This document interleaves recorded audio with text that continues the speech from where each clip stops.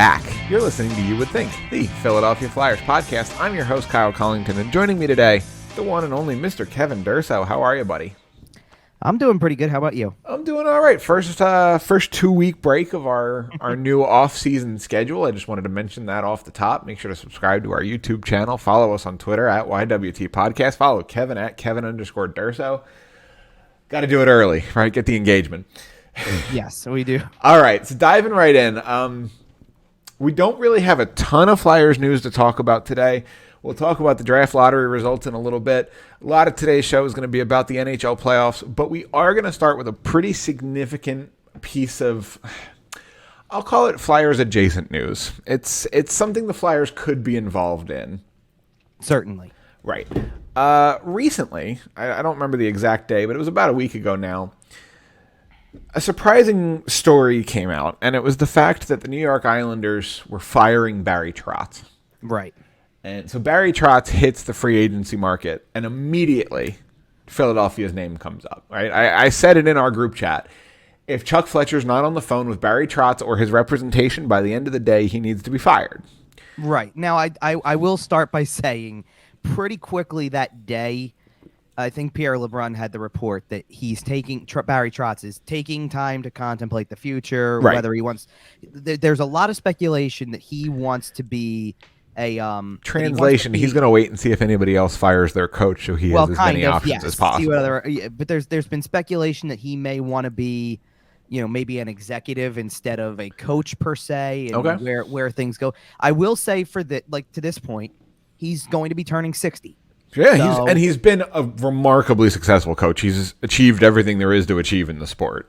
And he's been in the league for a long time, obviously. Right. I mean, I'm going to go through all that because we're going to have to define it anyway to, just to kind of break down the possibility of if he's a fit for this team because, that kind of stuff and, sure, all that. So the reason that he even comes up at all is because of the fact that at this given moment, today, there are only 4 teams that truly have a coaching vacancy. Now, one of them being the team that just let him go, who is not in play, obviously. Right. That's the one team that should not be contacting him because of the fact that you just moved on from him. You had him, you moved on. There's no chance he's going back.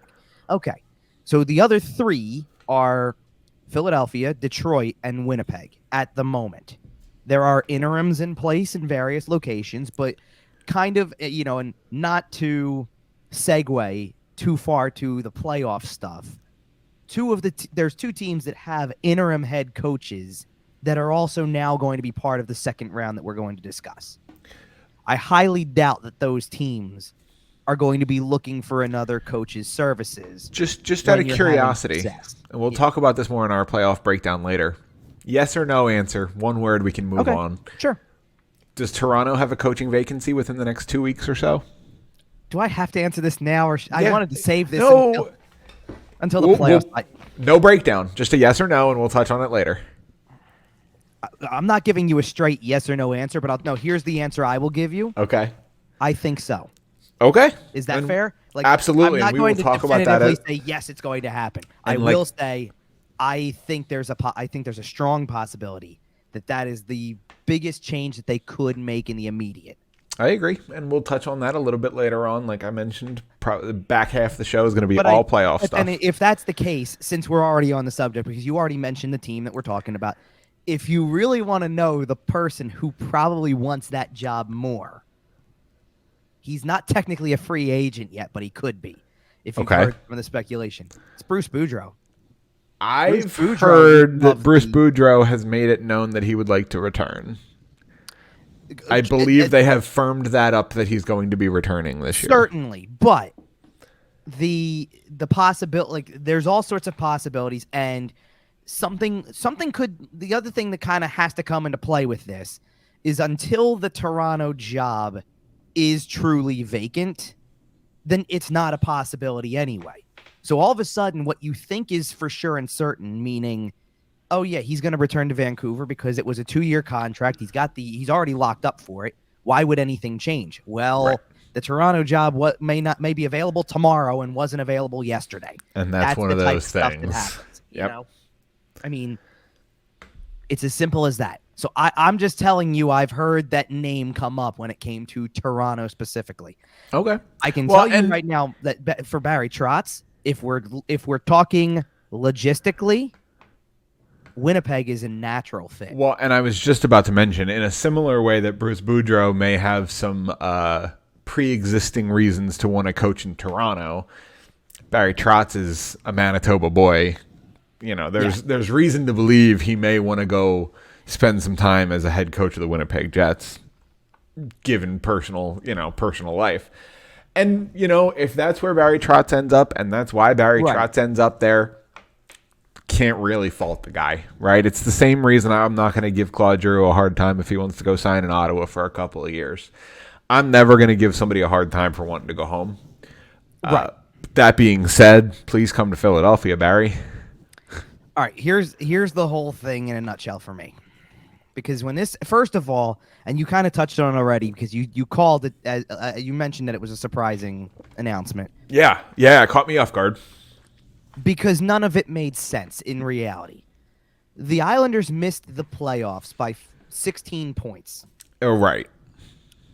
They also didn't start the season with any sort of balance between home and away. Their first home game was something like November 18th when the season started in mid-October. Because the building wasn't ready. Yep. So that was the first part of the problem. Through no fault of the boys on the ice. So you got that part, that aspect of it. Then you've got midway through the year, COVID hit the team. They had to play through it for part of it, so they're playing with half of a roster. And it's pretty well accepted throughout the league that they got the worst of it in terms of cases versus games canceled. Oh, yes, absolutely. And then when they did finally start, they canceled that 2-week stretch. They started canceling some of the games and moving them down the line. Well, now the Islanders had so many games to make up later on that they were now in even a more condensed schedule than they were before, which good luck coming back from that when you already were off on the wrong foot, so to speak. Right. Like, there's a lot of, this, if there was any year, like we talked about this when we talked about the Flyers end of year media stuff and what Chuck Fletcher said and all that stuff, right? You don't want to hear excuses. Right. If there was ever a team in a year to put the 2 and 2 together and say, listen, you can rest on excuses, the Islanders had it. Right. In the 21 season, it's weird calling a season with just 1 year, but in the 21 season, you had the Dallas Stars, right? And they kind of had some similar COVID issues, and then they had the whole Texas winter storm, and the grid was frozen, and blah, blah, blah. They got a little bit of a pass last year kind of from the hockey community. Right. And I think from a lot of people in the hockey community, the Islanders were going to be given a similar pass this year.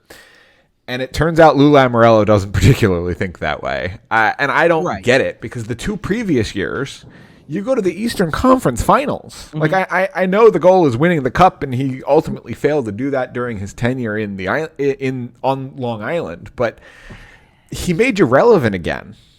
So there's 2 things for me with what you're saying. Because number one, great point bringing up Dallas, because if you look at where Dallas is right now, why wouldn't you use that as a point of reference and say, listen, chalk it up as a bad year. Count on the bounce back the next year with a lot of the same players and a lot of the same talent. Right. Matt Barzal's not getting worse. Right. And then on top of that, what you're talking about with, you're talking about, they didn't achieve the ultimate goal, right? Right. Well, gee, you know what? I don't really fault you for running into the reigning back-to-back defending champs. Both times. And coming up 2 games and 1 game short. The game 6 that they lost was in overtime, and the game 7 was a 1-0 final, I believe. Or 1-0. Yeah, where Andrei Vasilevsky played. Right, stands on his head and doesn't give you anything. Absurd hockey. That's a theme we'll touch on again later, by the way. Andrei Vasilevsky standing on his head in a game 7.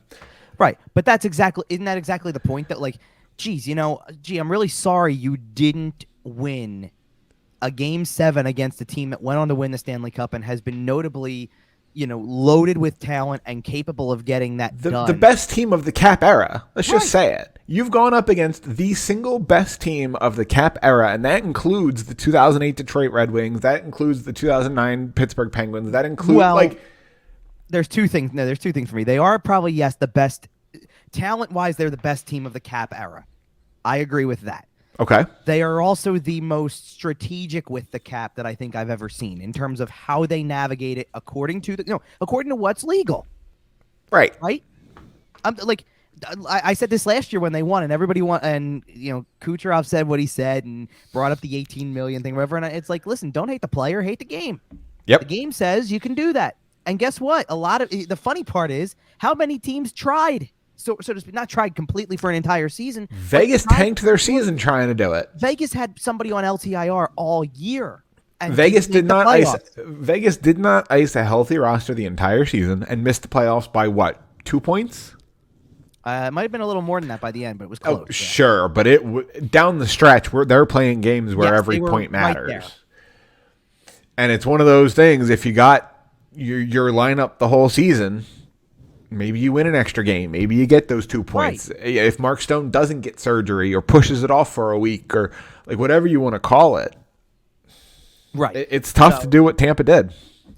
It's tough to do what they did. It's tough to do what they're doing right now, which we'll get into. Like, it's an incredibly impressive team, no question about it. After the first round, I'm picking them to win. They're done. 3-peat. Okay.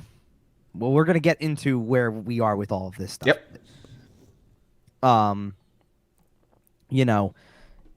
To me, when it comes to Trotz, and because we got to get back, let's get it back to that absolutely. A little bit.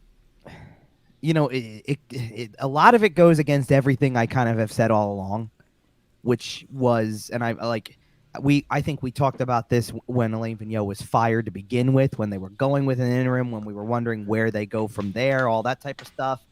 The last thing I think, there's a part of me that goes, the last thing I think that they need is a coach that brings expectations in terms of look at the longevity of winning. Like the team's employed, and I think I actually wrote this, they've employed 5 of the top 15 coaches all time in wins at different points in franchise history, none of which are the one that actually won a Stanley Cup for the Flyers. Right. They've won cups for other teams. Mike Keenan's won a cup for other teams. Peter Laviolette won a cup in Carolina, that kind of thing. So you got Keenan was with the Rangers. Lavi was with Carolina. When he won. Yep. Vigneault has gotten 2 different teams to a cup final, just never won it. You're talking about, and who else was I thinking of in this group? Pat Quinn is the other one. And look, you can also sit there and look at certain ones of that grouping and go, with the Flyers, they got on the cusp. Keenan teams made the cup final, and a Pat Quinn team made the cup final. A Peter Laviolette team made the cup final. Ken Hitchcock's the other one who I'm thinking of too. And Hitchcock did win a Stanley Cup with Dallas and didn't make a cup final with the Flyers, but came darn close. Did.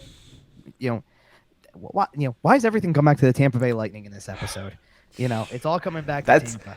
That series still hurts, and I have a little bit of a... In 04. I have a little bit of a bone to pick with the city of Tampa Bay just because of the year 2004, because... I hear you there. Tell me you don't see Joe Juravicius running down the sideline. Come on now. Oh, come on, of course. Right. But Barry Trotz. Okay, so what I was trying to get at is that because Barry Trotz is 3rd all time in coaching wins. It's the last thing that the team probably needs is a guy, and again, a Stanley Cup winner in Washington. It's the last thing you need is to bring in the guy who ranks 3rd all time in wins. And not only that, but I do want to point out that before his name even hits the free agent market in that sense, there are others who are pretty much part of that list in terms of, I think they're either in the top 15 or dangerously close to the top 15 in wins that are just out there and available in terms of, we've heard John Tortorella's name already. We've heard, or not heard, but the other names that you can go down the list and go, they've been there for the taking for how long, right? Claude Julien's been on that list. Mike Babcock, Joel Quenneville for whoever wants to take that jump, which by the way, totally wouldn't do it if I'm the Flyers, because the last thing you need is more bad PR than you already got this season. But might as well trade for Slava Voinov. But somebody's probably going to do it at some point. It's coming. Absolutely. Someone's going to be the team that goes, we're going to try with this and get him reinstated and all that stuff. But the point is that it's still. I don't know if I'd be surprised if Lou Lamoriello was the one doing that. I'm trying to think of who else could eventually fit in. Come on. You're in Long Island. You got the mafia running around. You can clear that. You can clear that red tape real easy. Come on. I mean, there's a lot of possibilities. We know this. There's a lot of possibilities that exist. But either way, I think it's worth noting. Getting back on Barry Trotz here, on one of the more recent 32 Thoughts podcasts, something that we've mentioned a lot here on the show. They're putting out a lot of episodes, so I don't know exactly which episode it was, but it was the episode right after Trotz got fired. Right. And Elliot Friedman suggested that there is a strong possibility that the Philadelphia Flyers, quote, back up the Brinks truck. Right. And now, again, obviously it comes down to Barry Trotz, and if he thinks that this roster has what it takes to win, and if he wants to go home to Winnipeg, if he wants to go move into the front office, even further up the management chain somewhere, it's kind of up to him at that point. But we've talked about it a lot here. It certainly seems like the Philadelphia Flyers are going to be willing to, write that blank check that we heard so much about. They should be, because first of all, it's organizational malpractice if you don't look at a coach that's available like that and not make the phone call. I agree. That's just wrong. If you don't even bother to make the attempt, you're not doing your due diligence. Right. Now, if you make the attempt and the coach says, "Yeah, no thanks," all right, then look, that's the risk you take. If Barry Trotz wants to go, you got to respect the fact that if Barry Trotz wants to kind of take the fast route to, winning in some way, it's probably not in Philadelphia, and okay, fine. He'll probably. Quite frankly, I don't think it's in Winnipeg either, but it's closer in Winnipeg than it is in Philadelphia, and I would, to be honest, Detroit might be the best bet. Detroit in terms is not of a talent. bad fit either, because they do have young talent. Correct. Man, they sure do. Do you want Barry Trotz coaching Mo Seider? Hello. The only thing I will say for Winnipeg, and this is something that is a basis for a lot of what gets said about Barry Trotz. Winnipeg definitely has an elite goaltender. That's Fair. always kind of a key aspect of a Barry Trotz team. That is true. He's found an incredible way to make good goaltenders look elite. What's he going to do with Connor Hellebuck, a guy who's already elite? Well, then it should just keep going. Yep. And I know what you're talking about.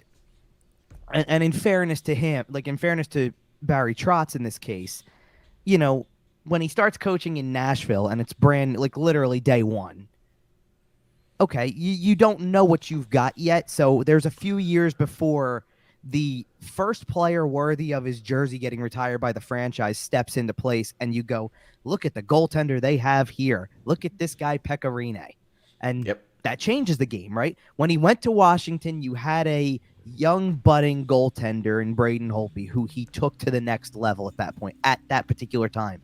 For those 4 years that Barry Trotz was the coach, you didn't have any questions about who the goaltender was. In Braden Holtby was incredible. Right. Yep. And then,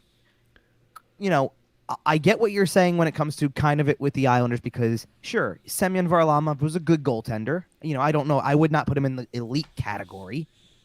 And he turned him into a goaltender who was putting up elite level numbers. Sure. Or he at least created a system and instilled a system that led to elite level numbers for his goaltender. Then you also get the embarrassment of riches to an extent where so many teams seem to have a young goaltender who is going to be part of this next wave of very popular all-star level goaltenders. And Ilya Sorokin was part of that deal. And, let's put this way. Thomas Greiss can thank Barry Trotz for the couple of years before Sorokin really established himself. So can Robin Lehner, by the way. Yeah, Robin Lehner, too. Robin Lehner, you forget, Robin Lehner had his breakout season on the island. Because Barry Trotz has made Robin Lehner a lot of money. Well, because when Trotz took over, Varlamov was still in Colorado, I believe. Yep. And then, look, everything starts to shift around, and they ended up with that grouping. We know, and this is the thing, we know the grouping that it kind of became because of the fact that, he basically Trotz had the Varlamov Sorokin combination for the last 2 seasons. The year before that, Greiss was the 1A. I mean, for more than half of the season, I'm talking in an 82 game year, which, yeah, I get it. They didn't really have 82 for a couple of these, I know, but fair. It was pretty much an equal, Varlamov gets one, Sorokin gets the other, or Varlamov gets one and Greiss gets the other. Like, he's a big workload management guy. He is, and that could certainly come in handy in any city if he's got two. Like, depends on who it is, but it could come in handy no matter who you're talking about, right? Like, I think it's still Laurent Brossoit backing up Hellebuck up in Winnipeg. I'm sure he did a little fist bump because Connor Hellebuck's a 65 start kind of guy. Right, but you have to ask yourself, and this is kind of another piece of news that we can just kind of squeeze in here when it comes to the Flyers thing, because of the fact that you got to ask yourself, it's Carter Hart and because it could be Felix Sandstrom or it could be, it could be Ivan Fedotov. It could be Ivan Fedotov. That is a name that we saw pop up since our last show. Right. And here's the thing. They got the contract done. I think he'll start in Lehigh Valley. Right. Well, but the assumption with the contract being done is there's going to be no issues getting him over here. Right. Which means that which is generally a pretty big assumption, let's be honest. It can be. Right now, it's for where he was playing. It's a massive assumption. But I don't feel like you would state in your press conference at the end of the year, it's pretty much going to happen in the next few days, and he should be able to compete for the backup job right away. No, you don't say that, and then 2, you don't actually have the contract done. Right, you're speaking pretty confidently. Right. Well, let's not necessarily assume that it's done, because do you really trust anything this organization says? Not like to a deep level. Would it really surprise you if they were just overly cocky that they were going to get Fedotov, and it turns out it's not quite as easy as that? No, because I think that there's more to it than just the contract signed. Like, there was a picture. I understand. Because here's the other part of the equation. There was a picture that went out of him signing said contract. Okay. And I don't think that the picture comes from like, hey, I think like someone who was with him took the picture of him signing this thing and faxed over. It looked like he was almost already here. Okay. So I think that there's a way to make it work. Like, in terms of they'll fit, like, the logistics of this are not an issue. It just comes down to when training camp starts, who looks more ready for the job. I think Sandstrom can do it. I'd love to see what, because here's the thing about Fedotov.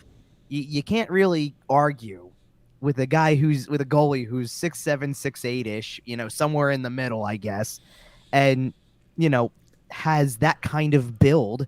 Like, I hear 6'7", 6'8" goaltenders and start getting shades of Vasilevsky, not in terms of talent level, but just the guy looks massive just in goal. Well, of course he looks, looks massive, and that's partially equipment, but he's... Whenever I hear big goaltender, the first name that always pops into my head is Ben Bishop. Oh, is that what? Do you know who I think of when I see goaltenders who are like, and I think that I'm trying to remember what his height was. I think it was something like 6'7"-ish or something. Like Ben Bishop was 6'6", I'm pretty sure. Well, no, the guy I'm thinking of was the first one I remember that was like that was Steve Valiquette. Okay. Valiquette was massive, and there weren't goalies built like that at that time. No. Like, that was a very new thing that has become almost the norm. And if you get a guy who's let's just say you get a guy built like Carter Hart, it's a little bit out of the norm because you're like a 6'2" goalie. Okay. Right. He's a little on the small side. Right, he's almost on the small side at 6'2". Right. All right. So do we have anything else on Barry Trotz? Yes, because I didn't really kind of get into the heart of why they should do it. Because it like I said, it kind of goes against everything I've been saying don't do. Don't hire the guy with with a long history of winning games. Don't hire a previous Stanley Cup champion. Don't do this stuff, right? The reason why I not only take a flyer on him, but I pursue, this is who I write the blank check for. This is where you go big. He's got a track record. I already brought up kind of the Nashville thing because in Nashville, you got to take a team that's nothing. It's literally starting from day one. And right now today, and I know we're going to get into the playoff stuff in a little bit later on, but when we get into the playoff stuff, and we're going to mention they're not in the playoffs anymore, but when you think of Nashville in May of 2022, what do you think? Right now it's UC Saros, but just because of how stellar he's playing.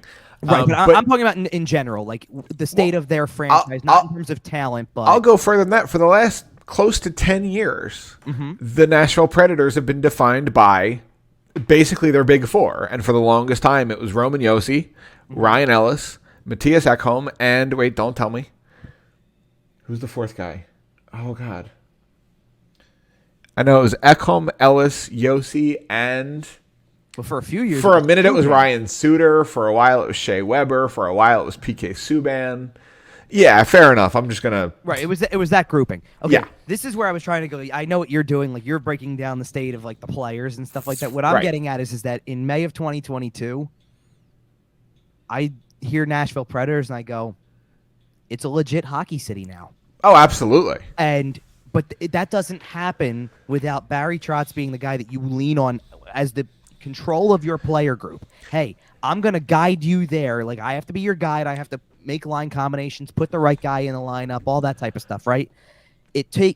Nobody coaches for that long in one spot anymore. No, it really is crazy how much of Nashville's success can be attributed to the fact that they just hired people and stuck with them. Like, David Poile is literally the only GM in Nashville Predators history. Yes. What GM lasts more than 3 or 4 years? GMs, usually for GMs, 5 or 6. I go 4 or 5 usually. But coaches, who lasts more than 3 to 4? Sure, exactly. And he was there for what? 15 years. Right. Like, that's unheard of. That will never happen again. And they weren't particularly good for most of those years. Actually, hold on a minute. I don't want to say it'll never happen again because there is one coach right now that I can think of. Dave Haxtell in Seattle. No, come on. You know the real answer, though, right? Wait. John Cooper? Yes. Okay. Because John Cooper's already been there for 8. Yeah. And you're possibly on the path to a 3-peat here. He's not going anywhere. What do you mean possibly? They're doing it. I said it earlier in the show. That's you. Okay, that's you. We'll talk. We're going to get into that later. All right. Either way. So I think you and I both agree that Trotz would be worth the money and the Flyers should probably go after him. But like, the reason I'm saying is because, okay, you take a team like Nashville from day one. It's not a hockey town yet. You got to build the whole culture. And he does over the course of 15 years. You go to Washington. Yep. Washington's a team that they can't get past second round. They just can't get past second round. They get at the time that he takes over the job, they've got one of the 2 best players in the world because it's still a little bit pre-McDavid Matthews time. They're still so new. You can't jump on it yet. And Ovi was still ridiculous. Right. Well, he still is, to be honest. But I know what you're talking about. He was one of the top 2 players in the world at that point because it was literally he was still dominant. It was because it was always Ovechkin Crosby. You know, that was the combination. It was just whenever they met. That was Nathan McKinnon had just started kind of sneaking his way, starting to sneak into that conversation. Right. But either way, he takes a team that doesn't get past that level. And what's the biggest thing that he did? Convinces a guy like Alex Ovechkin that playing defense matters. And as soon as it got through his head, they won a Stanley Cup.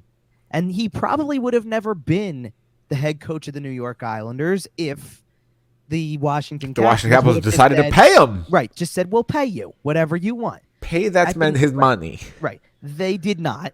So Barry Trotz ends up with the New York Islanders. Here's the thing about when he ends up with the New York Islanders. He ends up on a team that at the time, I think at that point when he joined the team, they had won 1 playoff series in almost 2 decades or something like that, or a little over 2 decades. 1 playoff series. And they also, that particular offseason, lost the franchise player. Yep. He up and left. That's it. Just going straight home. Walked for nothing. I'm going home. That's what he basically said. I'm going back to my hometown. He leaves. He's the most iconic player the franchise has had since their Stanley Cup dynasty. The fans revolt. Right. They're going crazy about this. And he takes a team that just lost its star player, and they win a playoff series in year 1. And quite frankly, not many people, including myself, predicted them to make the playoffs that year in a very competitive Metropolitan division. Like, they weren't expected to. They were a surprise. Right. Well, and then the 2 years after that, we just talked about it. You go up and get to within, you're in overtime of Game 6 against the team that's going to finally win the Stanley Cup, and then you're back in the same situation, Eastern Conference Final. Well, By the way, I had to get through the Flyers to get there. Yes. Game 7 in the bubble, Oscar Lindblom's return. Right. And again, you get really close. So they did this at the first sign of any adversity whatsoever in a really fluky kind of year where literally every bad card you could be dealt was handed to you. Yep. And they just, and I felt like this was an ego thing from Lou Lamoriello. This was listen, I'm right and everybody else is wrong, and I'm doing this because I can. And I Okay. don't think that's the right decision. I think the Islanders are a little right now today. The Islanders are worse off for this decision. I agree. They might hire somebody else, and it might change things down the road. I can't say that it will or won't.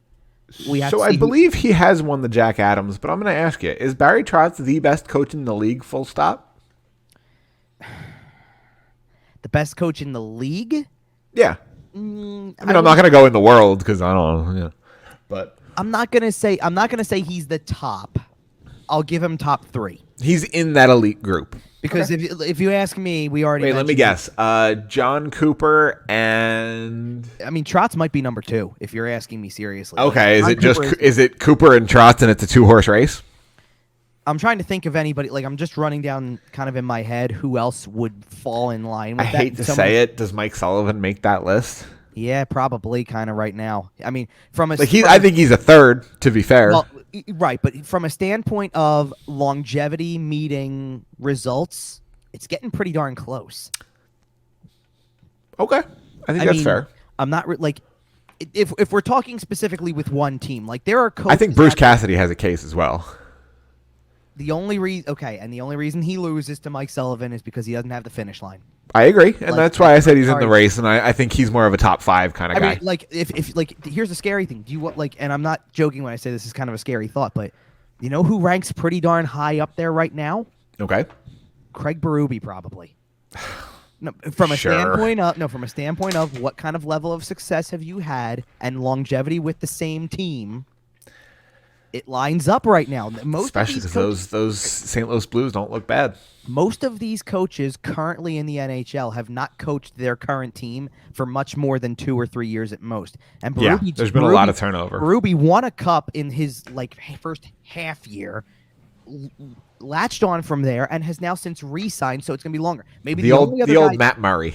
And and another guy who probably falls in line with this, and again, playoff success needing to be a little bit more before he gets higher on the list, but someone who's starting to earn the longevity part of this, Rod Brind'Amour. Oh yeah, he's starting to earn the longevity portion because he's been there for a while. If Rod gets a cup as a coach there, first of all, they anoint him in Raleigh. Second of all, he isn't already. He's pretty close. He was the captain of the team that did win the cup. He's pretty close, man. He's their Bobby Clark in a lot of ways. Kind of, yeah. I'll tell you. Except Bobby didn't coach them to, playoff success. I'll tell you who their Bobby Clark is if you're being really serious, because he was on the cup team anyway. He just wasn't the captain of it. It's Eric Stahl. Okay, fair. Eric Stahl was the homegrown. Look who we got from day one. But But if Rod coaches there for 20 years and brings 4 cups home, yeah, he'll be the guy. He is definitely on the Carolina Hurricanes Mount Rushmore at this point. He has to be. Oh, sure. Oh boy. So do we really have to do this right now? No, we'll get into. Maybe we'll do some Mount Rushmores over the summer. That sounds like a fun show topic. The reason why I'm not saying do we have to get into this now is because of which team you picked. Because 2 of them that belong on the Mount Rushmore played here first. I know. No, Rod Brind'Amour belongs to Carolina. I would love to claim him. I didn't say he was a Mount Rushmore level player in Philadelphia, but he did. No, I understand. First. That's all I'm saying. He played here first. It could have been here. I understand, but he belongs to Carolina. Oh, he does. He's done too much for that team, that city.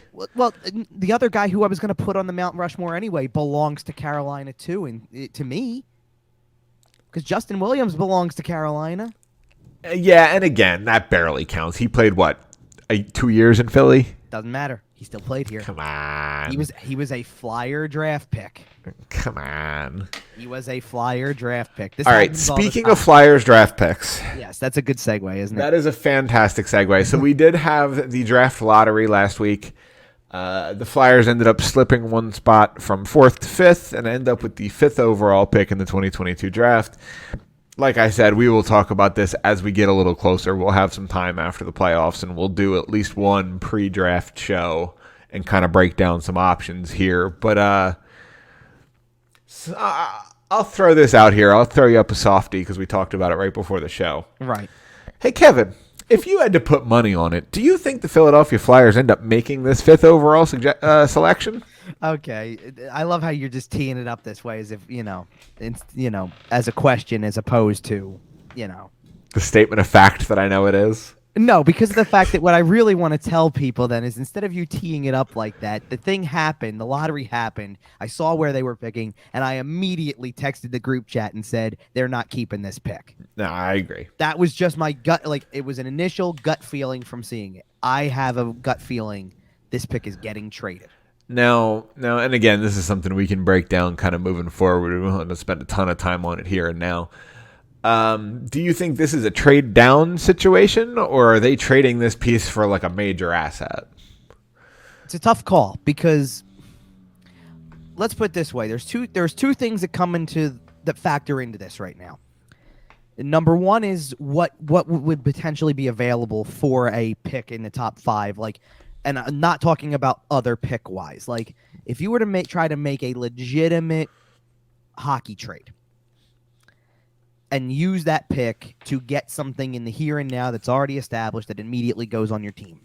It's going to be hard to do because you don't exactly have cap space to do it, but, I digress with that. There's plenty of time at the draft to determine whether or not you're going to keep going, right? Like, you don't need to worry about what the final cap picture looks like on draft day. You need to worry about that when free agency's over and all that stuff.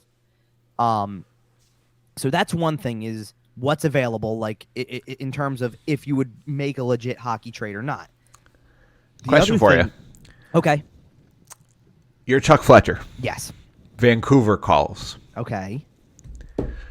We'll let you negotiate the contract first, but would you trade the 5th overall pick for Brock Besser?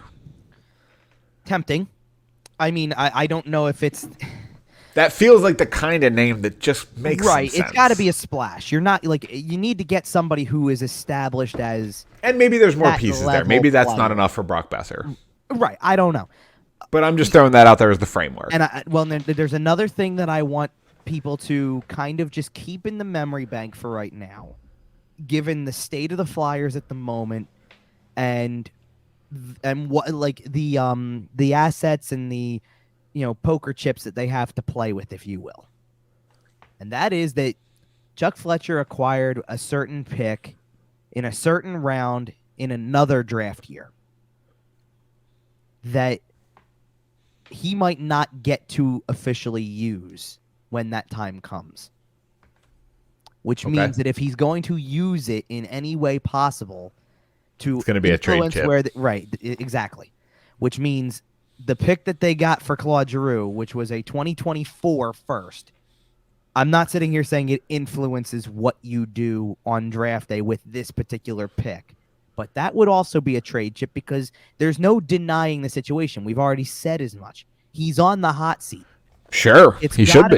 It's got to move in a certain direction, or he's going to be part of the next round of changes in some way, shape, or form. It's going to have to be. Because there's not much else you can do. You're going to have a new head coach after this year, so whoever that is doesn't matter. You're not going to make another change immediately because it's not working with the current coach at that given moment. That's not going to be. There's no way in hell to me that you look at the coach this year and call and say, whatever's happening is a reflection on the coach himself. Right. If it's not going well, it is not a reflection on the coach. It's going to be a continued reflection on the roster that was put together, and whether it's veteran level players who aren't playing up to par, whether it's young players who haven't been developed enough or aren't getting that kind of teaching element anymore, or whatever it is, that's just what it comes down to. And if things look, if all that stuff like we talked about in the last show, if all that hopeful stuff falls into place and things start working and the coaching staff works, which is, again, why Barry Trotz could be a potential fit, because if you're not banking on hope, but if you're looking for someone who kind of gets a lot out of even the most minimal players, I mean, let's put it this way. To me, the Islanders had the best fourth line in hockey for the previous 3 years. Yeah, and that line includes Matt Martin, who is not necessarily the most skilled player. Right. So we're talking about great deployment. We're talking about great coaching. Sure. So, well, not only that, but then you look at some of the other young guys, too. Like, you look at how Noah Dobson has trended upward. Barzal was already going to because he's like the elite level talent. But they got the most out of a lot of those guys. Beauvillier turned into a guy that you were watching as a threat every night. And he had an influence on the veteran players, Anders Lee and Brock Nelson, guys who had been around the block with other coaches that suddenly all of a sudden were having some of the best years of their lives. It just happens that way. He knows how to squeeze blood from a stone. Sure. Better than any coach in history. So, point being, if Chuck Fletcher's on the hot seat, which obviously he is, because the state of your franchise is awful right now. I expect him to take a home run swing.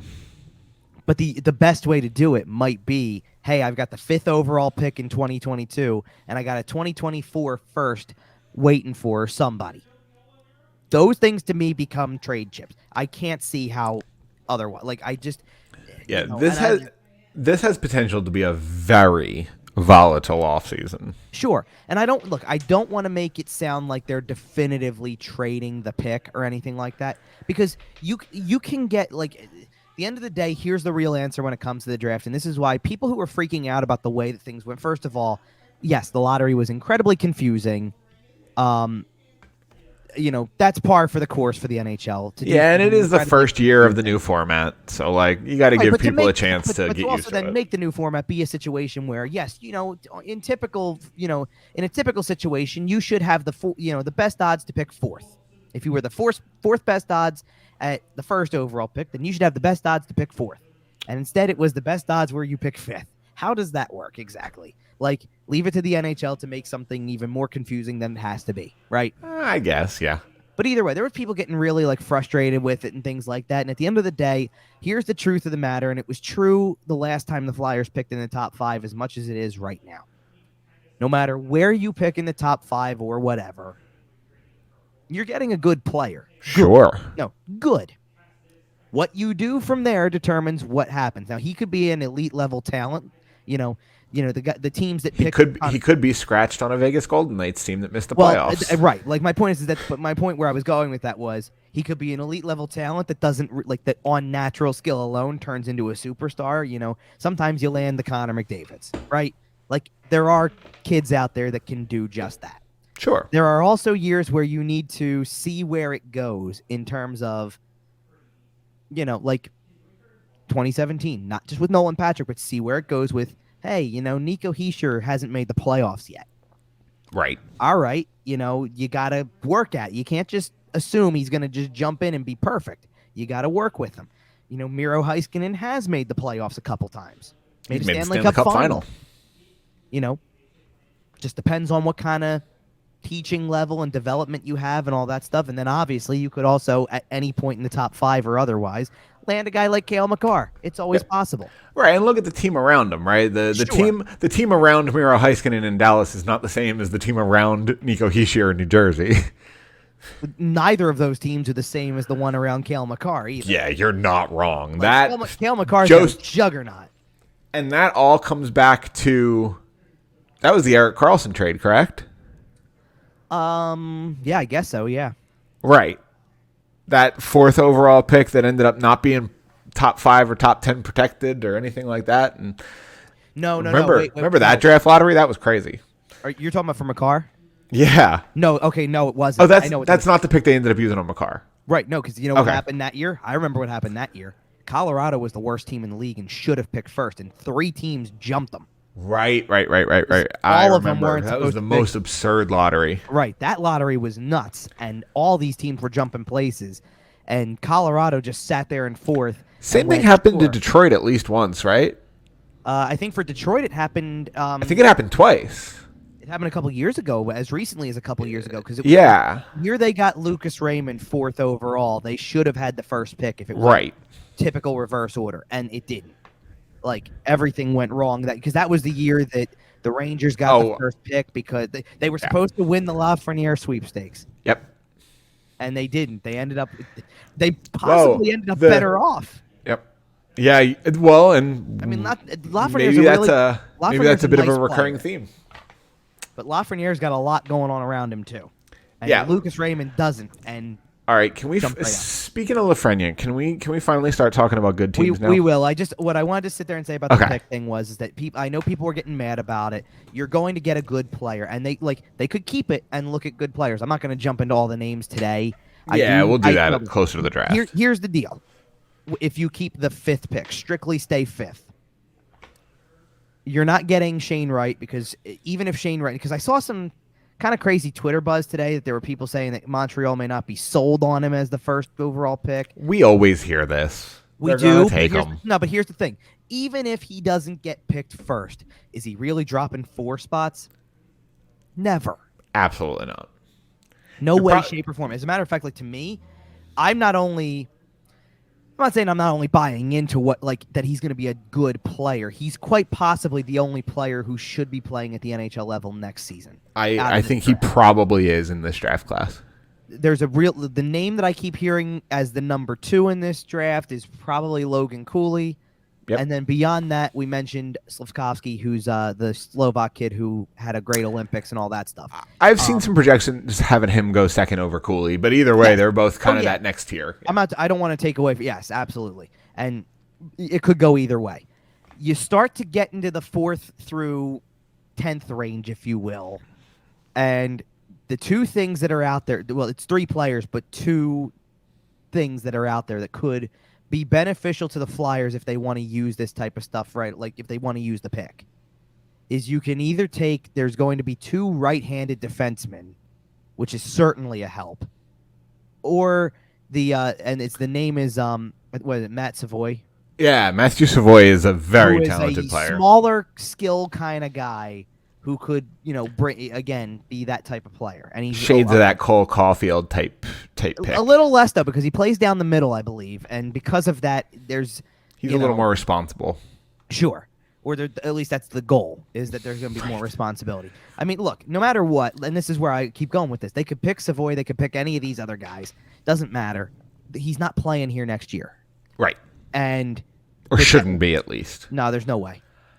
They've got enough. Here's the thing, man. They've got enough young guys that are going to be trying to crack the roster. Should Nolan Patrick have played day 1? Yes, because there was no option in between. No, there was no option in between. I guess you're right. He couldn't go back to Brandon. You're right. Because if he went back to Brandon, it would have been bored. No, but it would have made things worse. And the reason it would have made things worse is because after having 2 years of whatever the point totals were, I know they were north of 150 some odd games or whatever it was. Did we need what he would have ended up with? A Morgan Frost year. Yeah, and a draft plus 1 year would have been, look at these numbers, these are absurd. He's going to be a superstar at the NHL level. Yeah, but I wonder if that would have been good for him. Maybe, I wonder if playing one more season of 50-something games instead of 80, if one more season of being able to dominate as a big fish in a small pond, I can't help but play a little hindsight's 2020. But anyway, this is not the Nolan Patrick show. We have a long summer ahead to talk trash about him. The Flyers are going to pick 5th overall. We'll do a little bit of a more detailed breakdown of who we expect to be there when we get a little closer. The other thing about the draft, and this is why we're going to move on to the next stuff pretty much right now, is because, look, we can sit here and run down names and all that type of stuff, and the bottom line is there's still almost 2 months until the pick actually gets used in one way or another. Let's remember that last year when the Flyers traded their first-round pick in the Rasmus Ristolainen deal, that it didn't come down until the day of the draft. Right. You have way too much time to speculate what they're going to do with it, who they could take with it, all that type of stuff. We do not need to do this today on May 15th. I agree. So, what we do need? what we do need to do today on May 15th. And listen, I've been doing this show with you for a very long time. I don't know the exact count, but we got to be getting close to 100 episodes. You've been on a lot here. Yeah, the overall episode number is 150. This is episode 150, bit of a big one, yeah. So I think I know by now when you're a little distracted, and I know perfectly well because I am also distracted. Yes, you and I are both watching the Pittsburgh New York Rangers game. Keeping a close eye on it as much as we can, yes. Because we're recording this on Sunday night. It's going to go out pretty much right after we're done recording. Monday morning-ish, yeah. Okay. I mean, it's going to be look, we can't control the fact that there were 2 Game 7s on Sunday night. Following 3 on Saturday, by the way. Well, and here's the thing. We can at least kind of talk about this game in progress. Normally we do this type of stuff in the morning and we would have had nothing. We would have just been guessing. Right. So we're talking about this game here, and as we sit here now, it's currently 1-1, and we're in the second period. Tristan Jarry has returned from injury to play Game 7 and looks fantastic, by the way. I'm sorry, I made a face because Igor Shesterkin just made one hell of a save. He sure did. Both goalies both goalies are playing incredible hockey. But yes, we talked about this a little bit before the show. We were doing a little formatting talk just to pull back the curtain here. And you said, "Oh, we're going to give this time. We're going to give this game a little bit of time to marinate. Try to see if we can kind of make some predictions about who might be winning this game and moving on to face the Carolina Hurricanes before we get into that series." And it's 1-1. Almost halfway through the game. Okay, so here's the thing. First of all, one thing I don't mind doing in the meantime while this game continues to progress is talking about the other series that have actually officially. And we will be doing that. And speak of the devil, as we say that, it's 2-1 Pittsburgh right now. Oh, your stream's ahead of mine. Okay. Rip. Well, no, I'm actually watching. I have the TV turned towards me, so I'm actually watching. That makes sense. I'm not watching on the stream. That's why. The TBS app for iPhone is awful. That's never mind. Shocker. Guess who scored the goal? I'm not going to tell you who. Sid? No. Oh. Who's the other most obvious guy to score that goal? Was it Gino? No. Sorry, I'm trying to see who's on the ice here right now because they still have the puck. There's still 12:20 left. I'm way behind you. Wow. Oh, you're way behind us right then. Yeah. 12:20 left in the second period for you? Hey, I'm going to reboot this stream. Yeah, you might need to pick it back up because there's it's under 10 now. Oh, Jesus. Okay, I'm way behind. Okay. Pittsburgh was on a power play. Oh, okay. So now I gave you a hint now. That's fine. Was it Jake Gensel? Because he's been scoring his tail off this postseason. Well, okay, hang on a second, because hold everything. Are they reviewing it? That it's very dangerously close to a high stick. Okay, well, listen, why don't we leave our listeners on a bit of a cliffhanger? They'll know the results in the morning, but we'll touch back on this at the end of the show. Yes. No, I think it wouldn't be bad to also touch on some of the series that have completed. We made... Yeah. Do you remember what your predictions were? I have mine written down. I don't have mine written down, but I'm pretty sure I remember. I don't remember number of games. Okay, that's fair. What series you want to start with? Let's do the one that I feel like we need to talk the least about because it was over first. Okay, I agree. Colorado in 4. I know I had Colorado in 4. I think you gave Nashville a game or two, and I said, nah, it's Colorado. Okay, there's two problems with what happened when I gave Nashville kind of a pity game. Number one Did you think UC Saros was playing? I thought he might play when it got down to crunch time. Yeah. Number one, and the other part of the equation was I sure as hell didn't expect that the third string guy in Connor Ingram to come in and actually damn near steal a game. He played well. I mean, I tweeted this out after the series was over, and not to overshadow what Colorado did at all, because I did give them full props. But, for a guy who came in who had all of 3 regular season games to his name in his career. Right. He appears in all 4 in the series and kept them in every single, outside the first one, which was completely out of hand.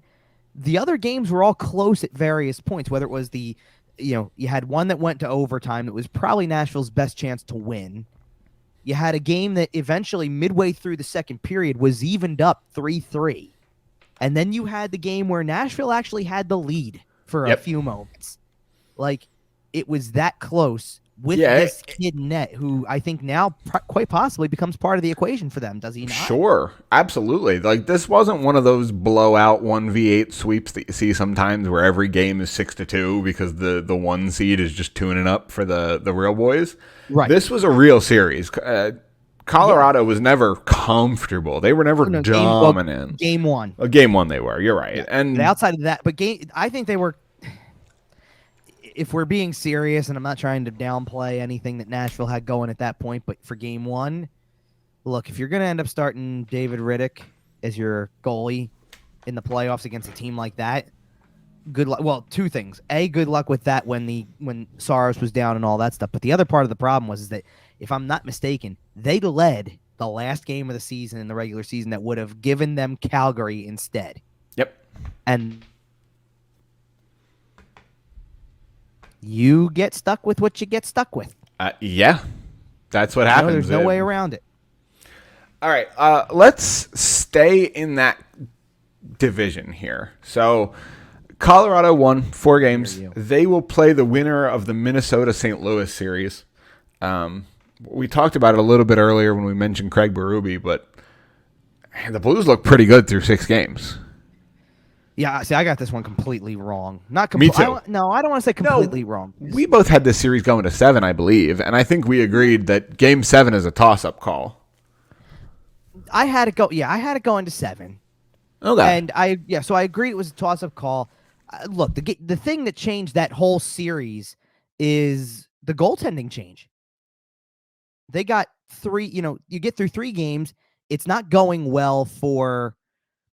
It's not going well for St. Louis at that point. They've lost 2 games. They won game 1 pretty convincingly, but they lose 2 more. And when they lost those 2 games in a row and decide to make a change in goal, like they go to Binnington, and that totally changed everything.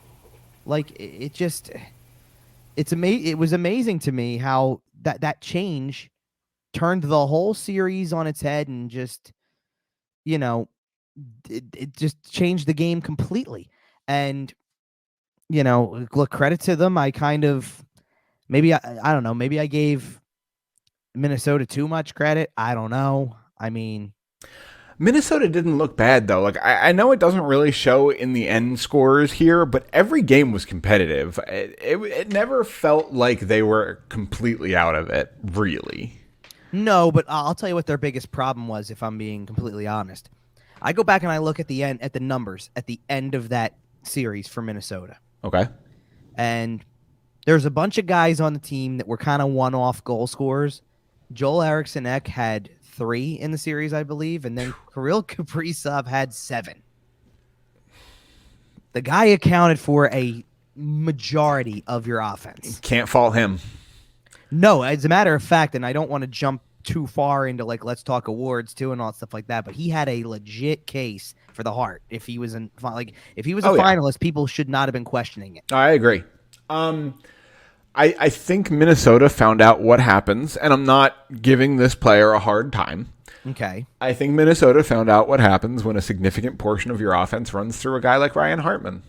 He's a good player, but this season was kind of a breakout season for him, and he was just incredibly invisible in that series from that standpoint. Yes. Yep, and I'm trying not to dunk on him too bad because he really did have a career season, and for a guy that's been a middle 6/bottom 6 kind of guy in the NHL, I'm happy to see the success for him.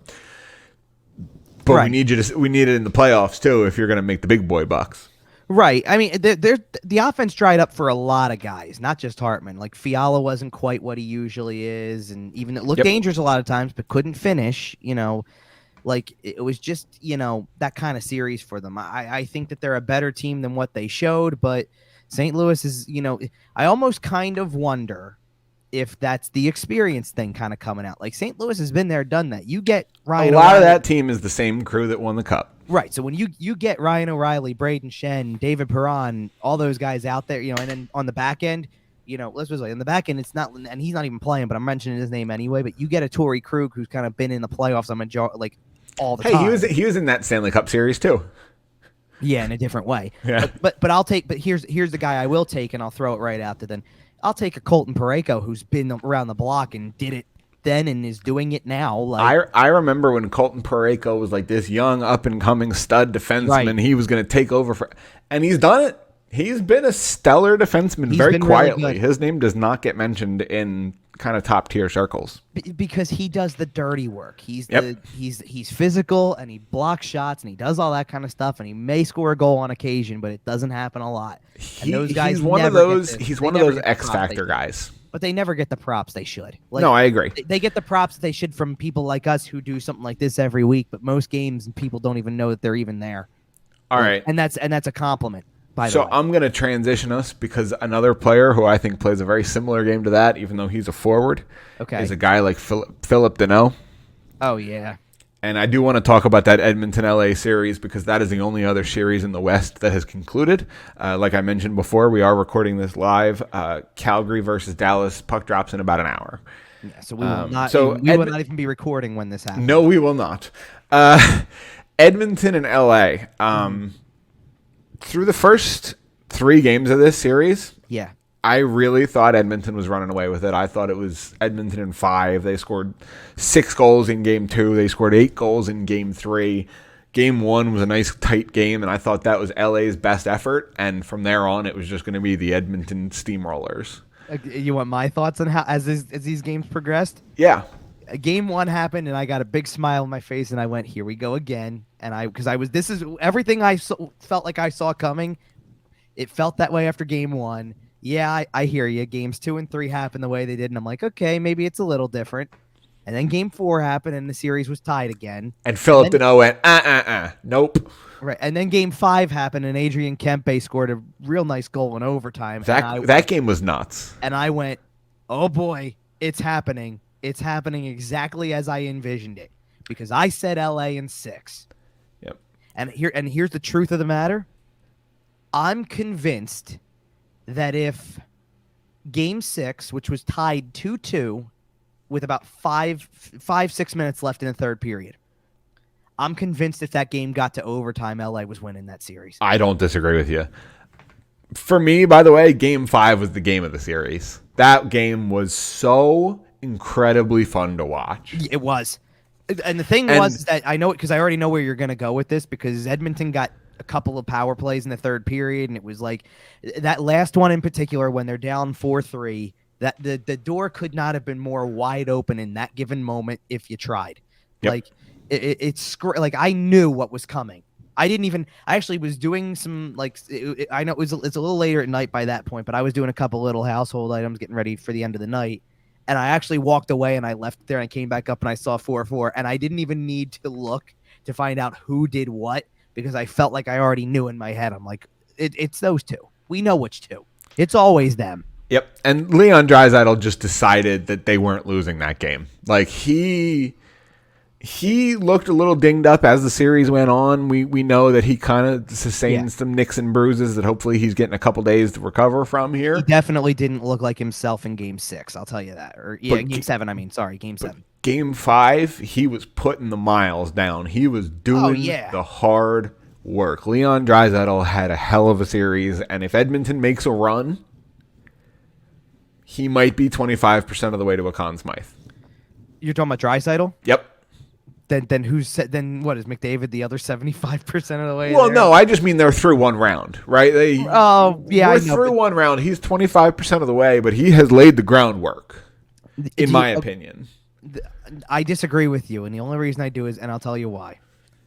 Because in Game 7 in particular, when Draisaitl did not completely look like himself, Connor McDavid took the team and put it on his shoulders and said, right. I'm getting you to the second round, boys. You're right. And he, finally for him, not that they haven't been like they've won, I think they've won a playoff series with him before. It's not like they've been completely shut out, but there's fun. Like there just feels like there's a little something different with them now with the way that kind of closed out. He is shouldering more of it, but doing it in such a way that it makes it feel different. Yep. I still don't completely trust their goaltending. I can't. I won't at any point. I do want to give Mike Smith credit. I want to give him credit too, but 29 save shutout in Game 7. Yes, and he picked up a good chunk of that down the stretch, but LA was pouring it on. Sure, but up until then, I remember hearing something about how shots were something like 38-18 halfway through the third or something, and that to me was exactly what it turned into. And I tweeted it after the game was over, where I said Connor McDavid stays hot, and the Oilers played a perfect defensive game when they needed it the most, and boy did they ever. Like, for so much of that game, it was there for the taking for LA to an extent. Like if they could break through that wall and find a way, maybe even just to get the first one in some crazy fashion.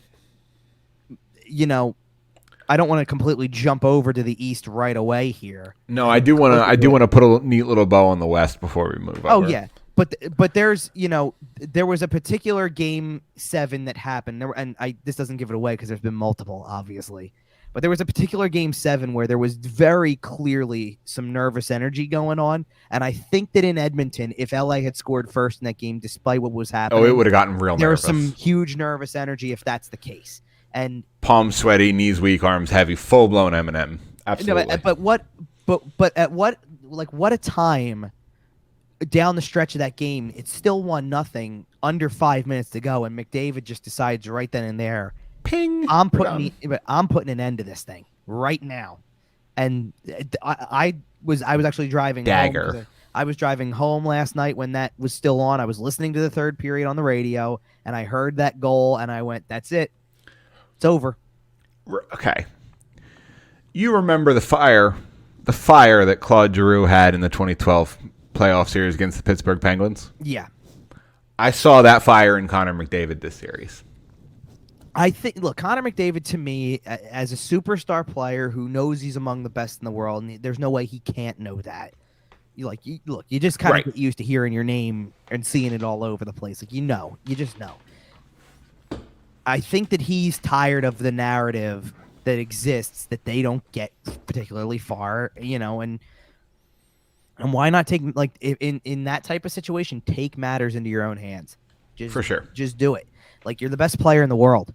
Go and he did. Take matters into your own hands, and he sure did. And yeah. like, you know what? Like, here's the thing. I'm disappointed. I'm disappointed that I got the prediction wrong because I want to get. Of course, we all want to get as many of those right as we can, right? But I think as hockey fans, no matter what our predictions were, and hockey fans everywhere really should be saying this, we're in a better place today because Connor McDavid's got more games to play. It is good for the game. Leon Draisaitl too. Like, I don't want to take him just out of the picture here. He was great in the series too. So, and if they win their second round series, and we will do quick predictions before we jump over to the East, and Colorado wins their second round series, I look forward to seeing that clash in the conference finals if they get there. What we really need to see, if I'm being honest, and I don't look, we're not going to be able to talk about Game 7 of Calgary Dallas in its finality. Like, we won't know who wins the series, but isn't there a pretty obvious team that would be fitting to go here? Please let Calgary go through. Right. I can't watch Connor McDavid play against a stifling defense again. Please let him play against a run and gun, a high octane team, please. Well, okay. Can I tell you what I think? And this is not to jump to predictions or anything like that, because I will be honest about something right off the bat with the Calgary Dallas series. I'm not telling you I hate that style of hockey because it's stifling. I get that point. I get why teams play that way, and it does work. Defense wins championships. This has not been a particularly impressive series from either team. I think it's been a very impressive series from both teams' goaltenders. Yes. Like, to me, like, Jacob Markstrom's already a finalist for the Vezina. He's not going to win, by the way, because the goalie who's going to win is actively playing in a game as we speak. Jacob Ottinger is actively building an incredible resume for himself. Jake Ottinger has now, to me, become a name that people should now associate as a starting goaltender in this league. Okay, if you're listening to this show and you play fantasy hockey, you need to know the name Jake Ottinger heading into next year. You need to, because if you're not drafting him, he's a waiver wire pickup, and quite frankly, you should probably be drafting him. Anyway, I agree. This series, I haven't watched a ton of this series because this is one of those Western Conference series that's kind of drifted on me a little bit. But I certainly will be watching Game 7 tonight because, of course, who can't watch Game 7 hockey? We mentioned the fact that we're both actively watching Rangers Penguins. All right, which, by the way, is a great Game 7. Oh, yeah. Honestly, I think they all have been so far. Pretty close. I mean, the LA Edmonton one, it turned into one of those defensive battles. But it was still, it was an edge of your seat game for 54 minutes. Oh, sure. It absolutely is. I do want to say, like, I already mentioned, like, who we would like to see play Edmonton in the next round, probably just for the sake of saying Battle of Alberta kind of stuff. Oh, yeah. You're right, though. If Edmonton were to go and play a Battle of Alberta and then win the series and gets a team like Colorado with McKinnon and all that type of, like, come on, you're just drawing up absolutely fireworks. You're just drawing up one great series after another. Yep. And one thing I want to say, not to go backwards here, but one thing I want to say about Colorado in particular, because Colorado was the only series that went less than 5. Right. Like, so they've got we had a bunch of 6s, or we had 2 6s, a bunch 5 Game 7s. So we have the standard question. Right. Are they rested or are they rusty? Well, sure. That's one thing about it. But the thing I wanted to go into is one of the things that I tweeted after it was over was, and I know you've already given your thoughts on this multiple times, so I'm not even going to go. I'm not going to go here because you've said it already. But 2 years ago, everybody was saying it's Tampa's time. It's Tampa's time. That this right now sure feels like it's starting. Like, to me, Colorado is looking like that team right now. It's only the first round that can change, but the way they played in that first round, I'm getting vibes like that. I definitely do not think that there was another team in the Western Conference portion of the playoffs that played a series that showed me as much as Colorado did, in terms of that Colorado is very clearly that's where the bar is set in that conference. Here's why I'm not willing to go there yet. Okay. They played, in my opinion, probably the weakest team to make the playoffs. Fair. I'm not disagreeing with that. Without their starting goalie. And again, fair. There's elements of their game that I see that, like, they just knew exactly what to do in each game situation. Like, they trailed at one point, they were in an overtime, they were locked in high-scoring tie games. Like, they just knew how to handle it, and that just get like Colorado or St. Louis. Oh, I think Colorado for sure. Okay, and we're not, how many games? It's gonna be at this point, nothing's gonna be short. Nothing is going to be short. Okay. I think Colorado can do it in 6 probably, but St. Louis has a winning pedigree, so I'm not going to sit there and say that this can't go 7. I still would give it to Colorado because Colorado's going to play on home ice in a game 7. I just don't see something about Colorado being able to potentially be the team that holds. Like, I think Colorado is the team that would be the second highest team that would hold home ice for the rest of it. Like, outside of Florida, who won the President's Trophy, it's Colorado, right? I'm gonna spoil the rest of my Western Conference prediction bracket here. Oh boy. In an ideal world, we'd have Connor McDavid play, the LA Kings, because you got to. But then you'd have him play Calgary, and then you'd have him play Colorado. Right. So, what I think is going to happen is that Connor McDavid is going to get to play Philip Deneau and the LA Kings. Mm-hmm. All the monsters in Dallas, and then the St. Louis Blues. I think the St. Louis Blues take this series in 7 in Colorado. I think Nathan MacKinnon's... I think the conversation about Nathan MacKinnon can't win the big one is going to gain a little steam on it. I think he's getting close to that Alex Ovechkin not being able to beat the Penguins thing. And then, St. Louis and Edmonton. Oh, man. That's a fun matchup in the conference finals. So I want to piggyback off of that because there's a point in there where you're right about certain things with it, because it's not just McKinnon at that point. It's a collective unit thing where it starts to become how many years have they had this group, and it's not getting far enough. I mean, realistically, they need to get to a conference final. Yeah. They need this series. Like, that kind of fuels my prediction a little bit, because yes, they're the number 1 seed in the West, overall. They need this series. Would it really shock you if St. Louis comes out and wins game 1? No, absolutely not. And at that moment, you put Colorado on the back foot. You do, but I'm kind of doing a reversal of last. I guess it would be last year, because I distinctly remember Colorado taking it to a particular team that won the series anyway down the road. So just because a team loses game 1 and may lose it convincingly, because sitting around waiting for all this to finalize and all that stuff, like, I totally get it.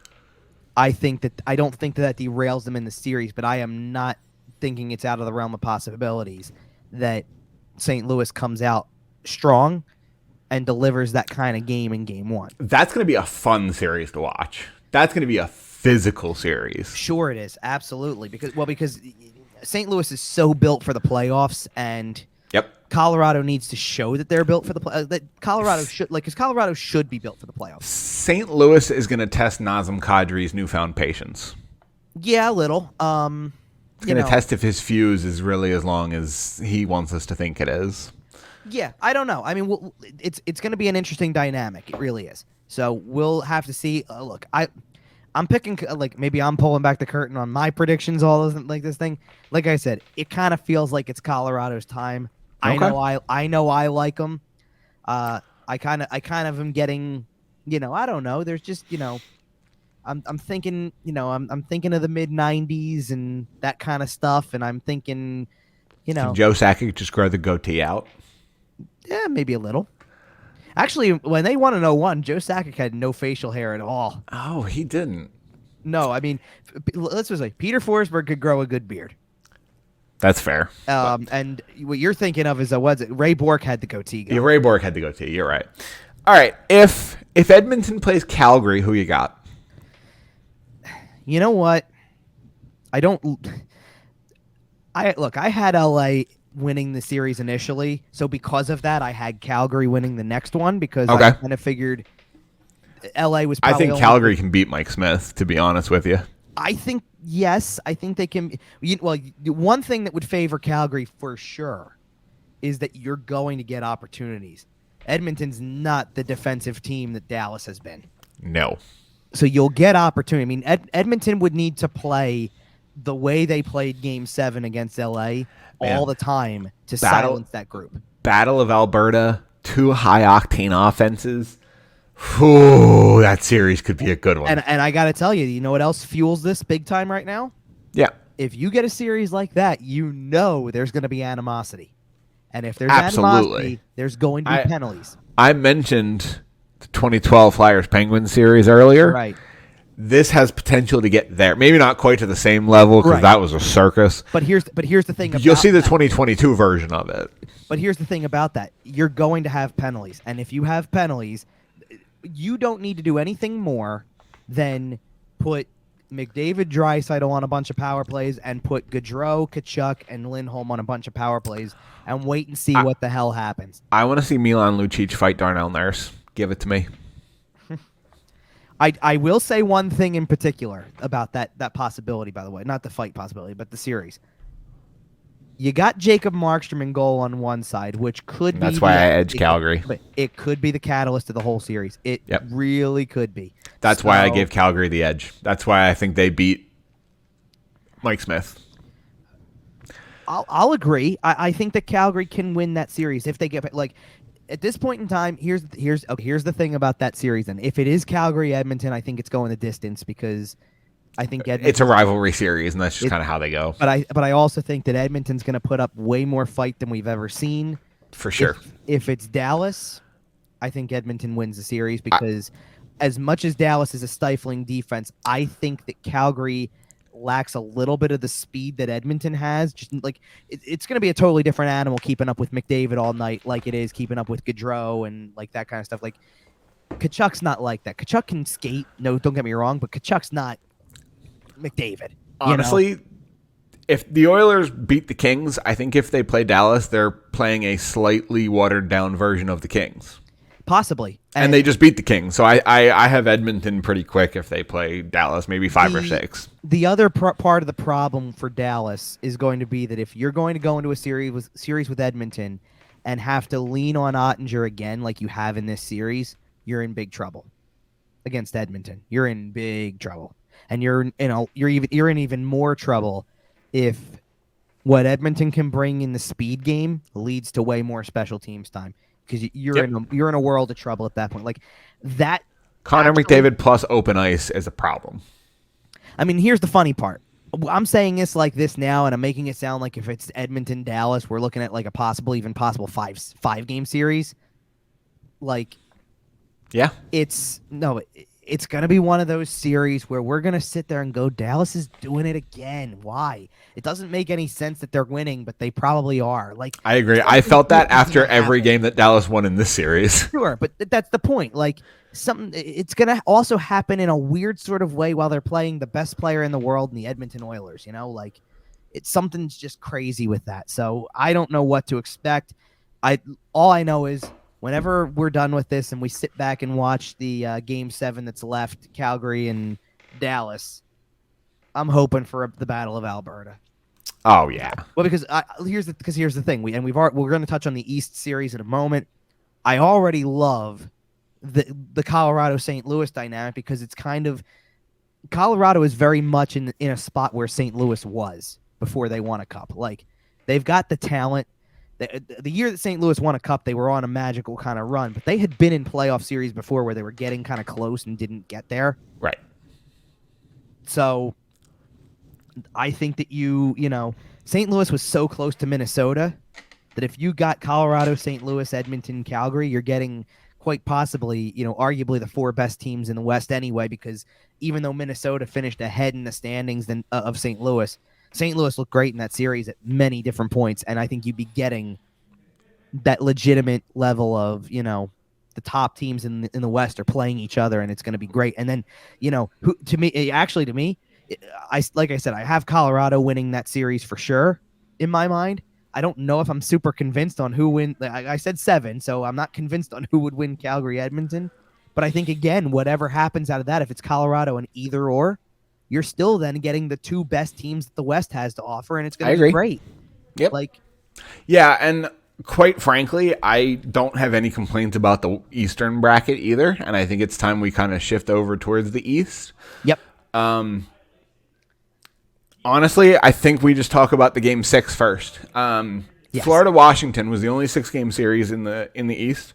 The other 3 have gone to 7, including Rangers-Pittsburgh, which is currently on now.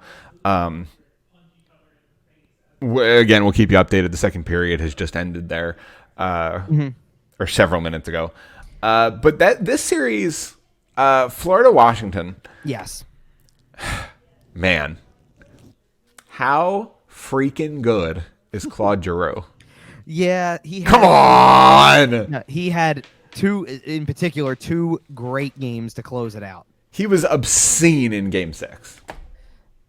He was, no question about it. He was probably the best Panther.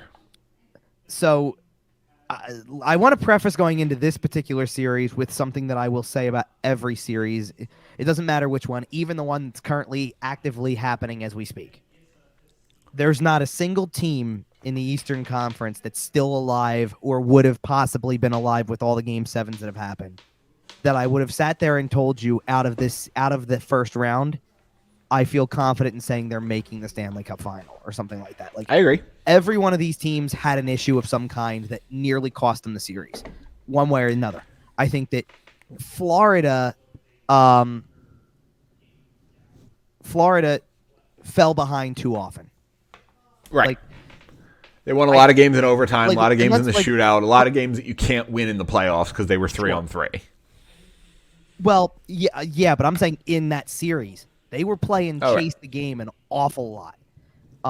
Whether it was, the way that game 3 kind of got out of hand, they ended up trailing. They actually ended up leading in game 1, and then trailed later on. So it was kind of a rough third period, but. How many times did they have to win a game? They did it in game 5. They were down 2-1 in the series, by the way. Right. And they had to win game 4 by tying the game in the final 2 minutes and then win it in overtime to tie the series. They had to come back in game 5. They had to come back in game 6 in certain angles and then overcome the fact that once they did make a little bit of a comeback from down 2-1 at one point, they had the lead, gave up a goal in the last minute to keep the thing going, and then had to win in overtime again. Yep. So all that stuff comes into play. The other thing that I didn't like about Florida in that sense is that, we know their opponent for tomorrow now, or for the next series, I mean. Right. You cannot fall behind that often to Tampa Bay and expect to come back. It's just not going to happen. You have to play 60 minutes. I know it's cliche. You can't start 5 minutes late or 10 minutes late and expect to compete. They're going to blow your doors off. Right. It's just not going to happen. So that's an area that needs to be corrected for the next series. I think that, first of all, okay, so back to Claude Giroux, because I know you want to talk a little bit of Claude Giroux here.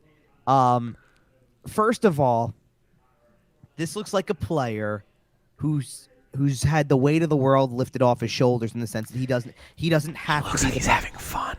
Well, he definitely is having fun. I mean, for goodness sake, he's kissing teammates on the helmet on the bench and, all that. And quite frankly, Carter Verhaeghe deserves it because he's been stellar. Yes, I mentioned Conn Smythe earlier. Carter Verhaeghe is the leader in the clubhouse. For that team, absolutely. I mean, there's a lot more to go before we really know. I think he's out of all the players on any team, he's the most likely, if his team wins the cup, he's winning it, to me. Like, he is the most ahead of the pack. Yeah, I mean, the only other guy I can think of who's that far in the running is the guy who's sharing the points, like right on pace points-wise with him, which is McDavid. That's fair. But that's about it. I mean, other than that, I mean, unless we're talking about a goaltender, because like... And Verhaeghe did it in one less game. Right. But like, unless we're talking about a goaltender, because like Ottinger's been Dallas's best player, you can kind of make a case for Markstrom in Calgary because he's had a couple really strong games, like stuff like that. But I go back to, there's a bunch of stuff really, because in Game 5, Giroux scored a goal that basically put the game away. That was just vintage Claude Giroux. The little head fake, I'm going to get the guy down. The puck didn't even go all the way in the net. It crossed over and a guy got his stick on it to knock it back out. Yep. But it didn't matter. My jaw was on the floor because I'm sitting there going, whoa, look at that move. Like, and then the setup. Claude Giroux. Yeah, and when the setup was Carter Verhaeghe again. So, like, Carter Verhaeghe only had a 5-point game that night, and the Florida Panthers only scored 5 goals. So, you do the math, you know. But the next game, in Game 6, I mean, that whole third period, it was all about Claude Giroux. The goal that ties the game up, just unleashing one and it goes in. On second look, because at first I thought he just really uncorked one and just beat him. Right. It kind of leaked through a little more than it should have. That's kind of a bad goal by Samsonov, but hey, they happen. You got to take it. You know, if it happens, by all means. Now, you know what the best part of that goal really was, right? Okay. Because I actually tweeted it because, the gifts come around, right? Like all that stuff. Flat on camera, no question about it. Claude Giroux just gives you a "let's go, baby," right? Like, dude's fired up. You love to see it. Like, full blown the shift style. Yes. Yep. Exactly. Well, and then keeps going. The setup for Barkov was a brilliant play, and then obviously, he looks a pass to Verhaeghe in overtime, and just really sorry, but I thought the guy wasn't a great leader. Right. He can't win with Giroux. Can't overdo it. What's he contributing? What's he doing? The best part of that series, as much as Florida can't trail that often against Tampa Bay, the best part of that series for Florida is that your best players at most cases in the series were not Alexander Barkov and were not Jonathan Huberdeau. And they were okay. I'm not trying to say they were bad. But the fact that those guys still have another gear to find? Sure. Yep. The only issue for Florida that I will mention is you did have to, by the end of that game 6, Aaron Ekblad's taken a beating. And Sherrod's taken a beating. And that's going to wear thin when you're playing the 2-time defending Stanley Cup. Because Tampa doesn't stop coming. It's waves. Because there's no holes. There's just no holes in the system. Let's get into that series because the Florida Panthers are going to need their players at as close to 100% as possible. They're going to need Huberdeau and Barkov to find that next gear. What are we getting into? Are we going into the second? We're going to Toronto, Tampa Bay. Okay, we're talking Toronto. Yeah, Tampa Bay. Cool. Yeah, because that's it was an interesting series. Now, when I made my prediction, by the way, from the previous series, I had Florida in 5, by the way, and I'll take Florida in 6. Okay, I think I had Florida in 6, but I mean. Look, no big deal, no harm, no foul. Florida got there like they should. I didn't, if nothing else, I love the way they closed out because it was gut check time in a lot of those situations, and boy, did they step up. So absolutely good for them in that case, and good for them also for winning a playoff series for the first time since '96. I love stuff like that. I love stories like that. I think it's awesome for them. It's awesome to hear that their building has been pretty, I know we always make that joke about Florida and the amount of fans that are in the building and stuff like that, and everybody does, but they've been doing pretty good with the attendance in the playoffs. Yeah, and it's going to step up as it goes, right? Like that's how it works. Well, now you get now the thing is you got we'll get to the second round series, but we know who obviously won the other series that sets up the matchup. Now you got a battle of Florida. Not a whole lot of travel. Right. Like it's just, pretty simple stuff here. Are Sunrise and Tampa close enough that they're going to be busing?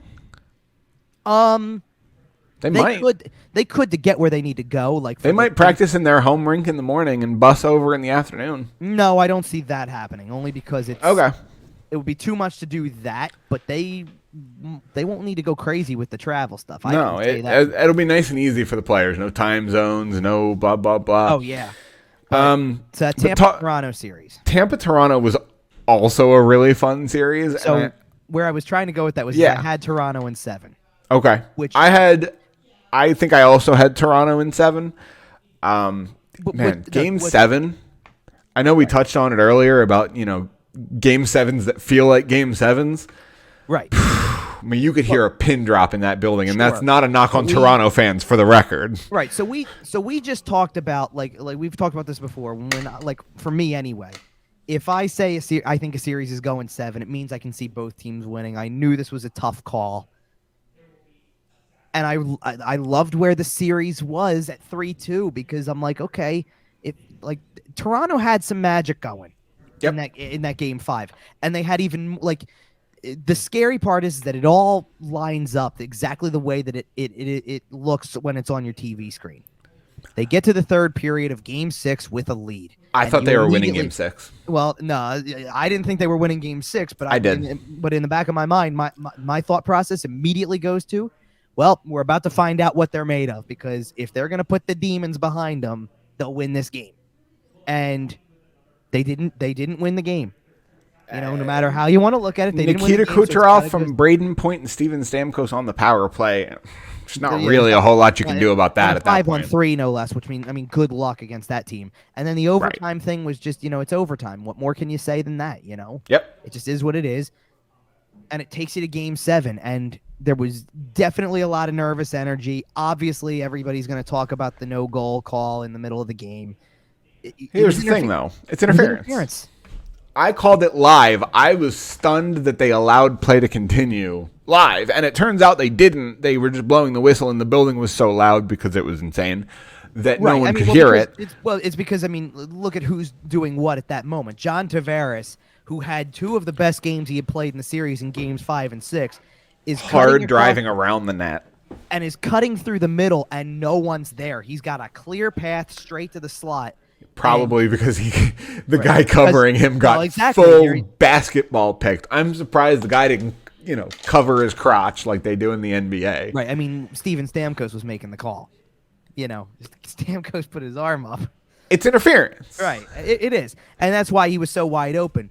Look, and that's why one of the things I tweeted afterwards was, look, that's a hell of a shot by Tavares, because we can't deny what they were facing. They're facing game 7 Vasilevsky. Yep. It takes that kind of shot to beat him. Good shot, but it was an obvious penalty. Yeah, and then on the other side of the coin, by the way, Nick Paul became a Tampa Bay hero. He joins that list of guys who play in Tampa's depth that just come through in the most massive situations. 2 goals in Game 7. Had never had a playoff goal in his career before. We had this conversation in the group chat. He's wearing number 20, I guess, for a reason, because he sure looks like the number 20 that was there last year. Right. I get such Blake Coleman vibes from him. It's not even funny. You know how over the course of his career, Sidney Crosby has managed to transform every single guy on his wing into a 30, 40 goal scorer? Sure. Tampa Bay does the same thing with bottom 6 guys. Turns them into multimillionaires. Right. Nick Paul's going to go make bank this offseason. He's either going to go make bank this offseason, or he's going to re-sign with Tampa Bay and win rings in 2 of the next 4 years. Oh, man. Must be a tough decision, Nick. It's obnoxious how well-run of an organization the Tampa Bay It's really honestly frustrating. And the reason I say is because they are a team that every trade deadline acquisition, because it's never anything big. It's usually these under the radar things. Who are the 2 guys they acquired this year? It's Nick Paul and it's Brandon Hagel. And they're all over the place. Their shifts are outstanding all the time. Everything about what they're doing works every single time. And and that's the problem with playing them is you don't get a chance to take I would say any moment off. Obviously you don't want to be off at any point in a game, but you can't afford a mistake at any point, no matter what. Right. Because even if it's not Stamkos, Kucherov, look, huge storyline going forward right now is whatever happens with Braden Point, because that did not look good. That injury looks awful. I hope it's not what I think it is. Yeah. I think, look, you know what I think it is. I don't need to spell it out for everybody, and I could literally probably spell it out because I'm sure it involves a few letters of the alphabet potentially. It just didn't look good. And which I got to add is a horrific shame, because he's one of the most fun players in the league to watch. And a big loss for them. Like, like Braden Point is okay.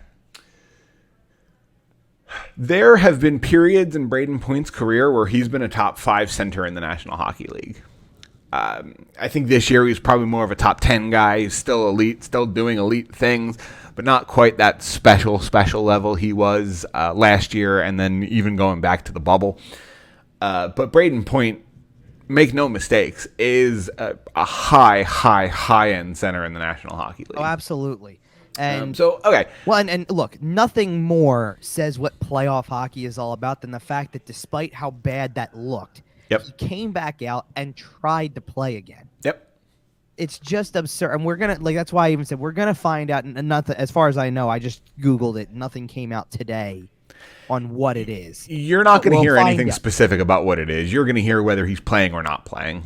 It's that time of year. You're not going to hear anything unless they're shutting him down. Well, that's what I mean. Right. Because that's where that's where my mind went. Are we going to find out that he's done for the year because it was that kind of knee injury? Because he needs surgery. Right. Like, are they basically patching him up for next year already, or are they going to try to see if he can? Honestly, with a player that young, you still got to be careful. Right. You do. Absolutely, you do. But okay. I'm curious what happens. Before we head over to the Metropolitan Division to talk about it, let's talk about this second round in the Atlantic.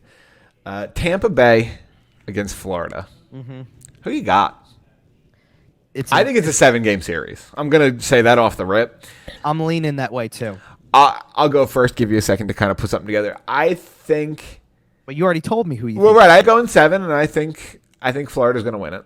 You do? Well, no, I don't. I didn't say you've been saying three-peat the whole You're right. show. I have. Honestly, listen, I'm going to be honest with our listeners here. We're about an hour and a half into the show. I forgot about Braden Point when I talked about the three-peat thing. Okay. I forgot that his status was such a question mark. If he comes back, if he just tweaked something and has a day off and comes back at 100%, even if he misses game 1, comes back by game 2 or game 3 and is Braden Point, I think they still win the series. If Braden Point misses any sort of significant time, right, I think that swings the pendulum in the other direction. I think both of these teams are stellar. I think Florida was excellent in the first round. I think Tampa Bay was obviously excellent for pretty much the whole first round as well. I think this is a good series. Here's my issue with the series, kind of both ways. I told you, both teams gave me reason to not be convinced about them at all. Florida trailed too much in the first round against Washington, can't afford to do it against Tampa Bay. Tampa Bay was very much there for the taking at multiple times in that series. Toronto could have finished them. Yeah. There were plenty of opportunities for that. And not even say that Florida could have, that Tampa or Toronto could have finished them. It's Toronto was in a position where you had first of all, Tampa had an awful game 1, so just came out on a bad foot. Even said we gave it away. Yep. And then they lost again in game 3, and you're going, okay, it's 2-1, and everything kind of evened itself out again when it was 2-2, but game 3, especially the way game 3 went down, because it was 2-0 Tampa Bay, and Toronto pulled off a comeback. And you went, okay, we're looking at that, Yep. Okay, Toronto's actually got something for this team. There's something shaky about this Tampa team right now, that Vasilevsky's giving up goals. This is not normal. What's happening? And so I look at Tampa Bay, and I go, if you show any signs that there is an opportunity, it's only going to get tougher from here to withstand what another team can do to you when the door of opportunity opens, right? When the window of opportunity is open. In Florida's case, and this is really the big thing for me with them. If they want to win this series, you better take whatever you had in the third period of Game 5 and the third period of Game 6 and put it all together. Because if you're playing the way that you were in certain parts of the other games and in the other periods where it's just kind of blah and average looking and you don't look like you have the energy, I don't like your chances in this series, actually. I don't. I mean, at the end of the day, the thing that was most impressive about Tampa when it came down to it, especially in Game 7, was, once again, exactly the way it happened against Montreal too. When you can close it out and you're at the point and you have the lead and all that stuff, they know exactly what they're doing. They are blocking a ton of shots. They are getting in the way of everything. They are tightening up on defense so much that there's no room to do anything. They know how to close a series. Toronto had a power play in that Game 7 where they couldn't get across the blue line because the wall just went up. And until you can even just break through the wall, you don't have a chance. Yep. Let alone anything else. So, good luck in this series to Florida. I'm kind of sitting in a spot where, look, I have Florida going pretty far in the playoffs. So I want to say Florida's the pick. Okay. But there's an element. There's an element of it to me where it's the heart saying Florida, the head saying Tampa. Okay. It's so tight. It's hard to pick one. I'm sticking with what I kind of said from the beginning in my own head. I'll pick Florida. But I am not in the least bit confident about it. You're prepared to be wrong. Look, I said 7 because I always say 7 when I kind of feel like it's going either way. I don't think any of these series are going to be easy to pick. Well, and like I said, there's no doubt in my mind this is a long one because Florida will win games in this series. There's no way they don't. As a matter of fact, it was actually really nice to hear John Cooper say way after the fact with the first series, they get past Toronto, all that stuff, to get ready for the Florida series and go, you know what? That might have been the most entertaining playoff series last year. And He's not necessarily wrong. It was a really good series. Yeah, for sure. So, and let's not kid ourselves. Florida's way better than they were last year. And I'll be honest, I think this is the worst of Tampa's 3 iterations, if you include the two cup-winning teams. It's really funny because there are people that think that this is the best that they've ever looked, and I'm not sure that I'm convinced of that completely. I saw flaws, I saw things that weren't going perfect, and I think you're seeing a lot of guys. I think you're seeing a lot of guys: Stamkos, Kucherov, Hedman, Vasilevsky, who have played a lot of hockey over the last 3 or 4 years. Yeah. And a lot of minutes. Sure. And it's just natural. Stamkos has never been the most healthy. I'm sure he's walking wounded at this point. Kucherov's had some injury issues recently. Obviously missed all the last season, blah, blah, that whole thing. At some point, we do have to eventually start to factor in that more guys are going to be dealing with more stuff. Right. We're talking about 100, 110 games a season. Yes. That adds up quick.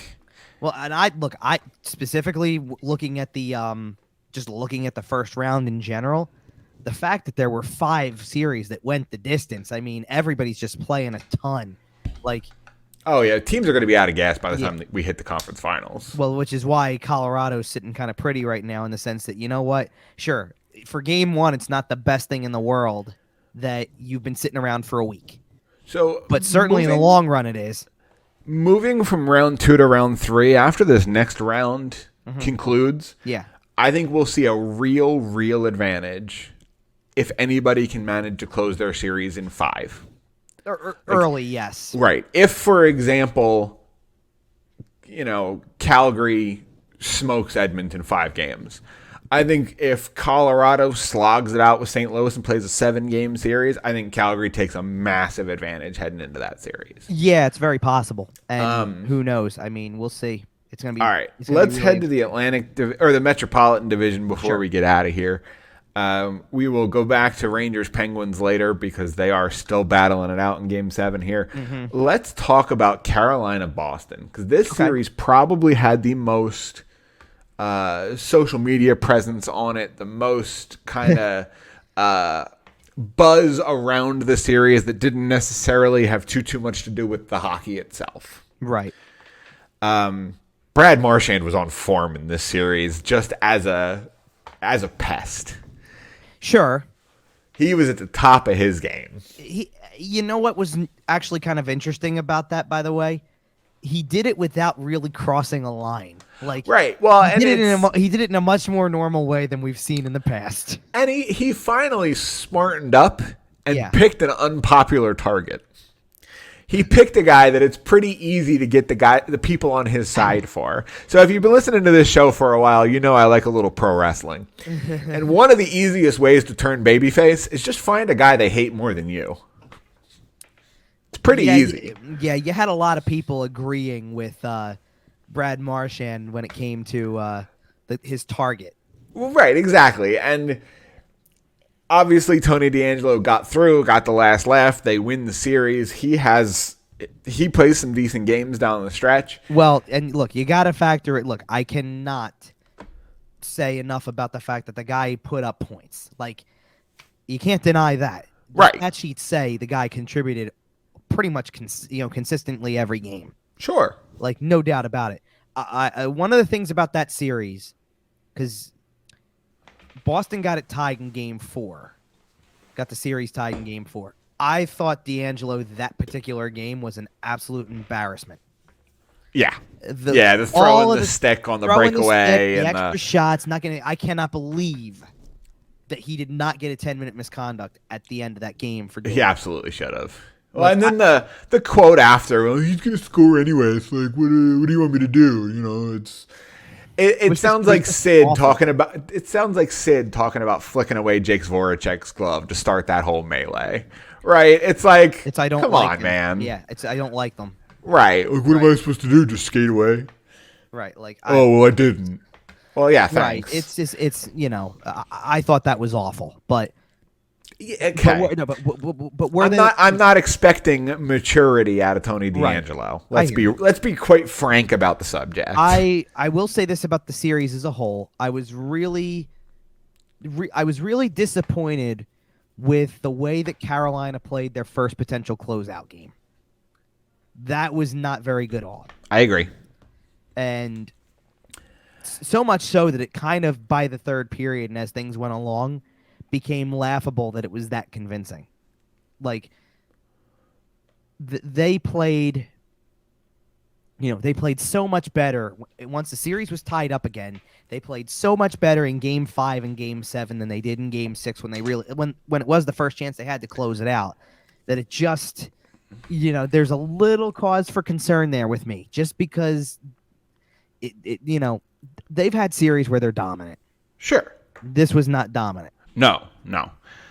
It was also interesting. To be fair, the fact that this one went 7 and we're looking at the other one that's in the 7th right now, there was, for a while, a legit possibility in my mind that the two lower seeds were going to make it. I agree. And I picked Boston to win this series, and I thought I was going to get there. Turns out Game 7 was just a great hockey game, as most Game 7s are. Well, and the fact of the matter is that, Marchand had a 5-point game and thrown in there and all stuff like that, but too many games, too many times, that trio that everybody looks to when it comes to the Boston Bruins just wasn't there. I mean, I agree. Too many times. I do want to throw out one footnote from the end of that series. So would you say they were a little bit imperfect?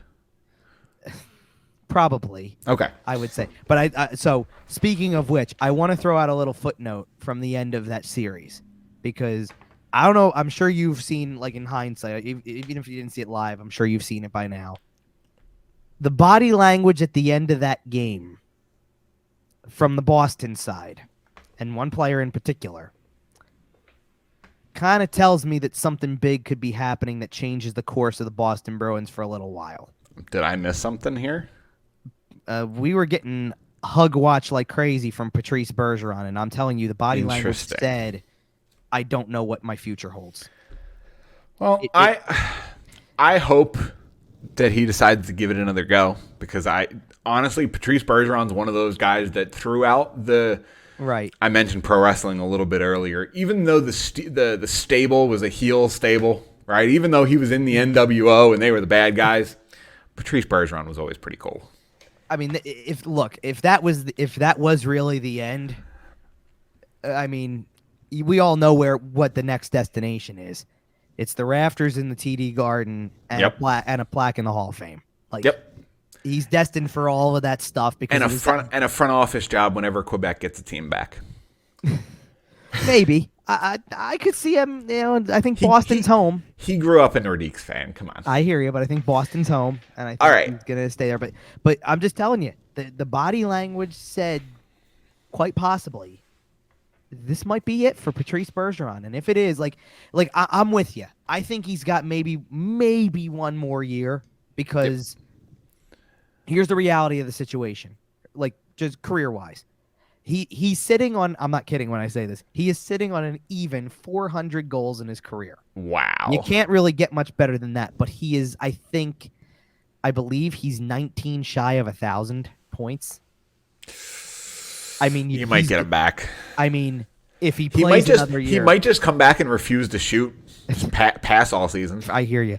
I mean, if he came back for one more year, he's crossing the 1,000-point threshold. And does he need to do anything? He honestly doesn't need to do any more than he's already done because he's won a Stanley Cup. He's already a 4-time, quite possibly going to be 5-time Selke winner by the time this whole thing's over. It's hard to get your number retired for an original 6 franchise, and I think Patrice Bergeron is pretty damn close to a shoo-in.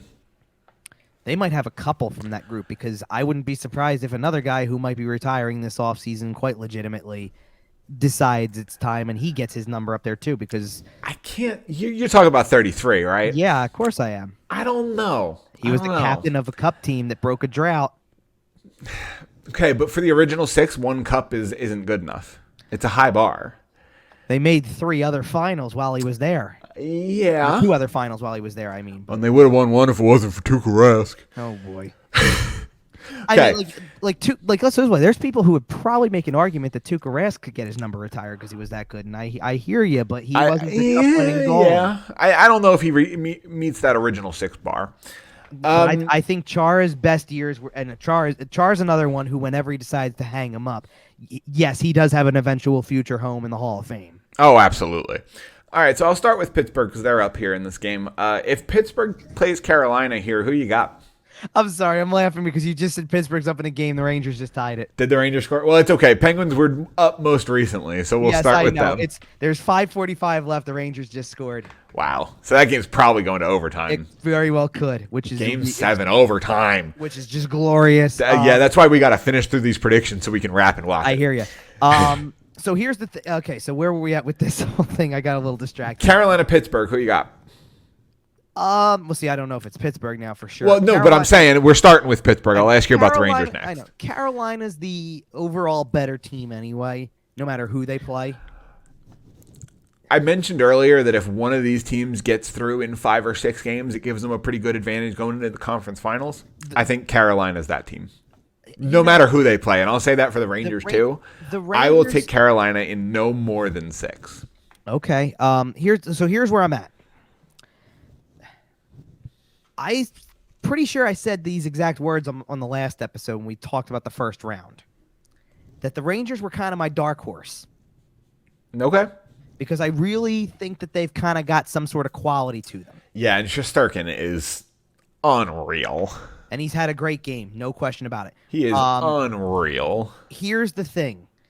They do look vulnerable, the Rangers do.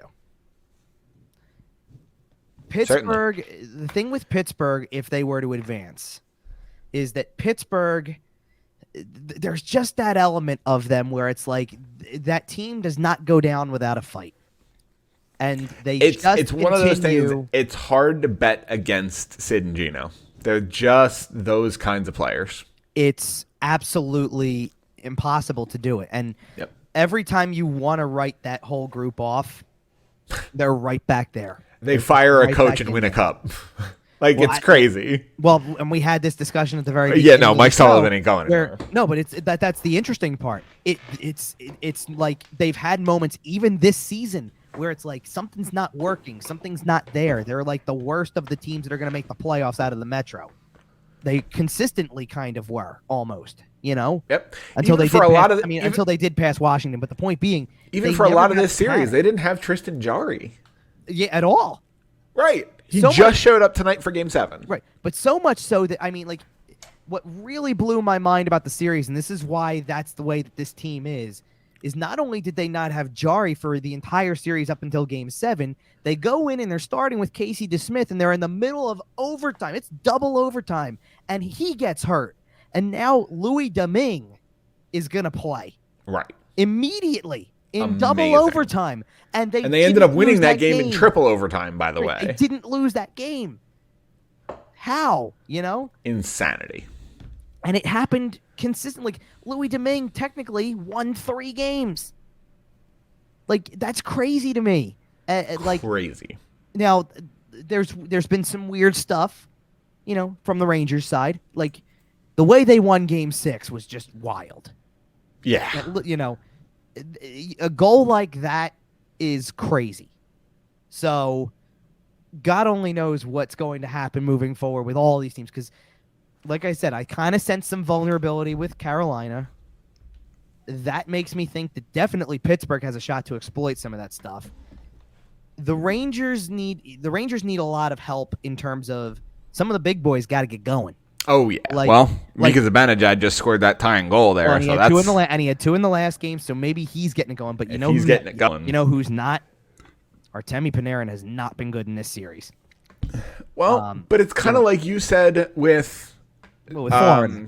Yeah, Florida without the 2. Florida. Because Huberdeau was nowhere near the best player on the team. Exactly. And it didn't have to be that way. I mean, look, they're going to play. The thing that kind of worries me is that both of these teams offer up opportunities at will. The reason you're getting a back-and-forth Game 7 like we've seen right now is because they offer up opportunities. Right. Odd man rushes. There have been breakaways. There have been, like, I've been seeing all this stuff as we're talking. There have been all sorts of things like that. They trust their goalie to have their back. They do. Carolina plays tighter defense than this. So Good luck creating opportunities when, you know, and it's everybody. I mean, Carolina's taken they took a beating in that series. Sure. Because it was physical, it was tough, there was a lot of penalties going around, and you had guys dropping left and right for, you know, maybe, I don't want to say missing a ship, but definitely being damage was inflicted for sure. Hobbled on the bench, needing some help getting there. Maybe like Brady Shea had to get help to the bench during the one game, and it looked bad. He was fine in the end, but you know, like that kind of thing, right? Right. Like it's the playoffs. Right. Exactly. But regardless, it was like that. It was that kind of series, and if they have that kind of defensive crew, and if every piece of it works, you know, not just Brady Shea, like, who we clearly saw have an injury, you know, at one point during the series, but, you know, Slavin and Pesci and that kind of, you know, that whole lineup of guys. You know, D'Angelo's not as much of a defensive-minded guy, but, you know, everybody's got to play their part. Sure, and you're not going to be able to run and gun through Jacob Slavin and Brady Shea. Like, you just don't. So we'll see. Either way, it's going to be a tough one. I kind of get the sense that if it's Carolina-Pittsburgh, we're looking at 7. I wouldn't mind it. If it's Carolina-Rangers, that one, you know, I like Carolina better than the Rangers. I kind of start leaning 6 there.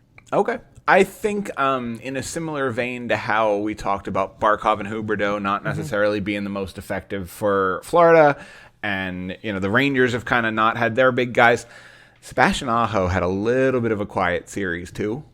At times. He didn't disappear, but he stepped into the background a little bit. Yeah. I think you'll see him step forward as we move on. And you know who had a really strong series for Carolina that deserves a shout out here? Seth Jarvis had a really good series. I give him a ton of credit because he doesn't look his age. No. In a playoff series. No, he looks like he belongs. So here's the interesting part for me, and this will put a bow on everything because we've talked about every team that's left. Yeah. We're trying to do predictions for the second round here. I could pick any of the 5 teams that are left in the East, and you would not surprise me if any of them are there in the conference final. No. In the West, I tend to lean towards Colorado and somebody. Okay. So like I feel more confident putting Colorado there with either Edmonton or Calgary, if that's what it is, or Edmonton, Dallas, whatever it turns into. I just can't get a feel on the East at all. I mean, like I'm struggling because it's wide open. It's it's wide open. The problem is that in order to get into the dance, you needed 100 points in the standings and to be that good as a regular season team. So good luck joining the crowd. But the 8 that are there are, I mean, they're all right there right now. I mean, and I don't say that they're all right there because like when I really look at it, Florida had a better regular season than everybody else did. Tampa is still the playoff champs until somebody steps in and changes that. Like, they're better teams. Like, you can do a tier ranking for what's better. But every single one of them played to some level where it was like, hey, something's not clicking completely. Something's not there. Or something. And, like even in Tampa's case, you got to look at the fact that now you go, geez, maybe they lost one of their best forwards. Like, something's not going to be right with every single one of these teams. And it's going to be really interesting to watch. So... Except maybe Colorado. So anyway, I think we need to get out of here because we got a minute left in regulation in this. Should we talk long enough when we do the outro to get like to the minute so we say okay, it's definite overtime here? Yeah, sure. I'll mention something here before we leave. One of the things I love about playoff hockey is specifically how the format of overtime. I'm not talking about the 5-on-5, this 20-minute overtime, the sudden death. That's all great. Right. I like how it's presented on television. No commercial breaks. Yeah. Dry scrape at 10 minutes. It keeps the game moving. Yeah, and I love it. I do. One of the things that was really interesting, because I was watching the Florida-Washington Game 6 with a buddy on Friday night, and he had told me at that point, because he we were watching a bunch of different stuff. We had like multiple TVs going because one of the rooms where I'm at has multiple in it and stuff like that. We can stream one of the games. And he kind of told me, hey, we'll I'll hang through the first overtime, and if it goes any longer than that, I'm going to probably take off. Little did we know that the first overtime was going to last 3.5 minutes or whatever it was. Like it sometimes it just happens that quickly. Like you get these games like, the first game of the series, we're waiting to see if it goes to overtime in Game 7 here, where it went to overtime and then a second and then a third, and it drags on. We really didn't get many of those, to be honest, by the way. No. Couple of Toronto, Tampa, that overtime went pretty late. But a lot of the rest of them were pretty early. But it was late. The Colorado, Nashville one that went to overtime didn't last. I mean, it lasted longer than I think a lot of people would have expected, but it didn't last terribly long. No. It wasn't within the first 5 minutes. We can safely say that, but it was, I think it was within 10. It was about 8 minutes in or something like that, I think is what it was. Okay. And I don't really recall many other overtime games. There wasn't an overtime game in the Carolina-Boston series. No. I believe this would be, outside of Game 1, this would be the first overtime game in the Ranger-Pittsburgh series, if that happens. Calgary-Dallas hasn't gone to overtime yet. Edmonton-LA had the one that lasted, what was it, 72 seconds? Yeah, it was quick. Like, it was over before it started. St. Louis and Minnesota were all pretty lopsided. Pretty lopsided. It wasn't the most interesting series, honestly. Yeah, it kind of wasn't. So it was always competitive, but it was just stuff never like that. And I mean, now we can officially say it. By the way, Game 7 of Rangers Penguins is off to overtime. Game 7 overtime, and you know what? That's a great place to leave you. We got 2 more weeks of high quality hockey before our next show. Mm-hmm. In the meantime, make sure to follow us on Twitter at YWT Podcast. Follow Kevin at Kevin_Durso. Subscribe to the YouTube channel. You can find the show there as well as everywhere else you find your podcasts. Spotify, sportstalkphilly.com, all over the place, wherever you get your podcasts. And, man, I'm excited. 2 more weeks of just high-end hockey, and then things really start thinning out once we get to the conference final. Yeah. But the second round still has a lot of games on. So I got to preface this by saying something here because, first of all, every team going to the second round is very dangerously close. I mean, there's a lot of good series that are on tap here. We've talked about a couple of them. We're going to know the final matchups after, maybe around midnight tonight. We'll see. I mean, Hopefully. It might not be. It might not be. You don't know. Could get right. overtime in that one too. We'll see.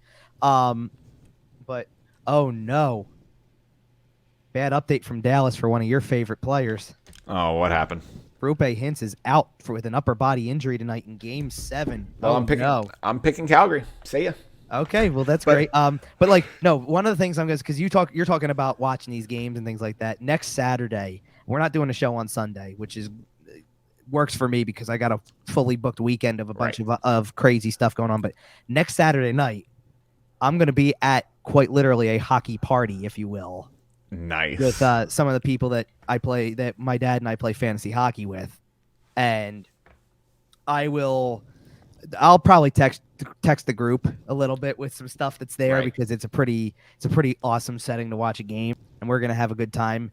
And I don't know what games are gonna be on. I actually I'd heard earlier today, and I'm a little surprised by this, that Florida Tampa is starting on Tuesday potentially. I heard it was probably Wednesday. Oh, really? Yeah. See, I heard Tuesday at first and possibly Wednesday. It could get pushed to Wednesday depending on the results. Yeah, I'm not sure. God forbid the NHL let us know. No, because what I'm worried about by that announcement is that Monday could be an empty day. Could be. And I don't really want that. I mean, at the very least, they should give us Colorado, St. Louis tomorrow. But I guess they won't because they haven't even announced that series. So I don't, kind of hard to sit there and say, hey, by the way, tomorrow you're playing. Right. I guess we're getting Tuesday, Wednesday games. So I guess there might not be any hockey tomorrow, but we'll see. Maybe not. But then after that's the Monday news drop. There you go. We always are looking for the Monday news drop. It's that.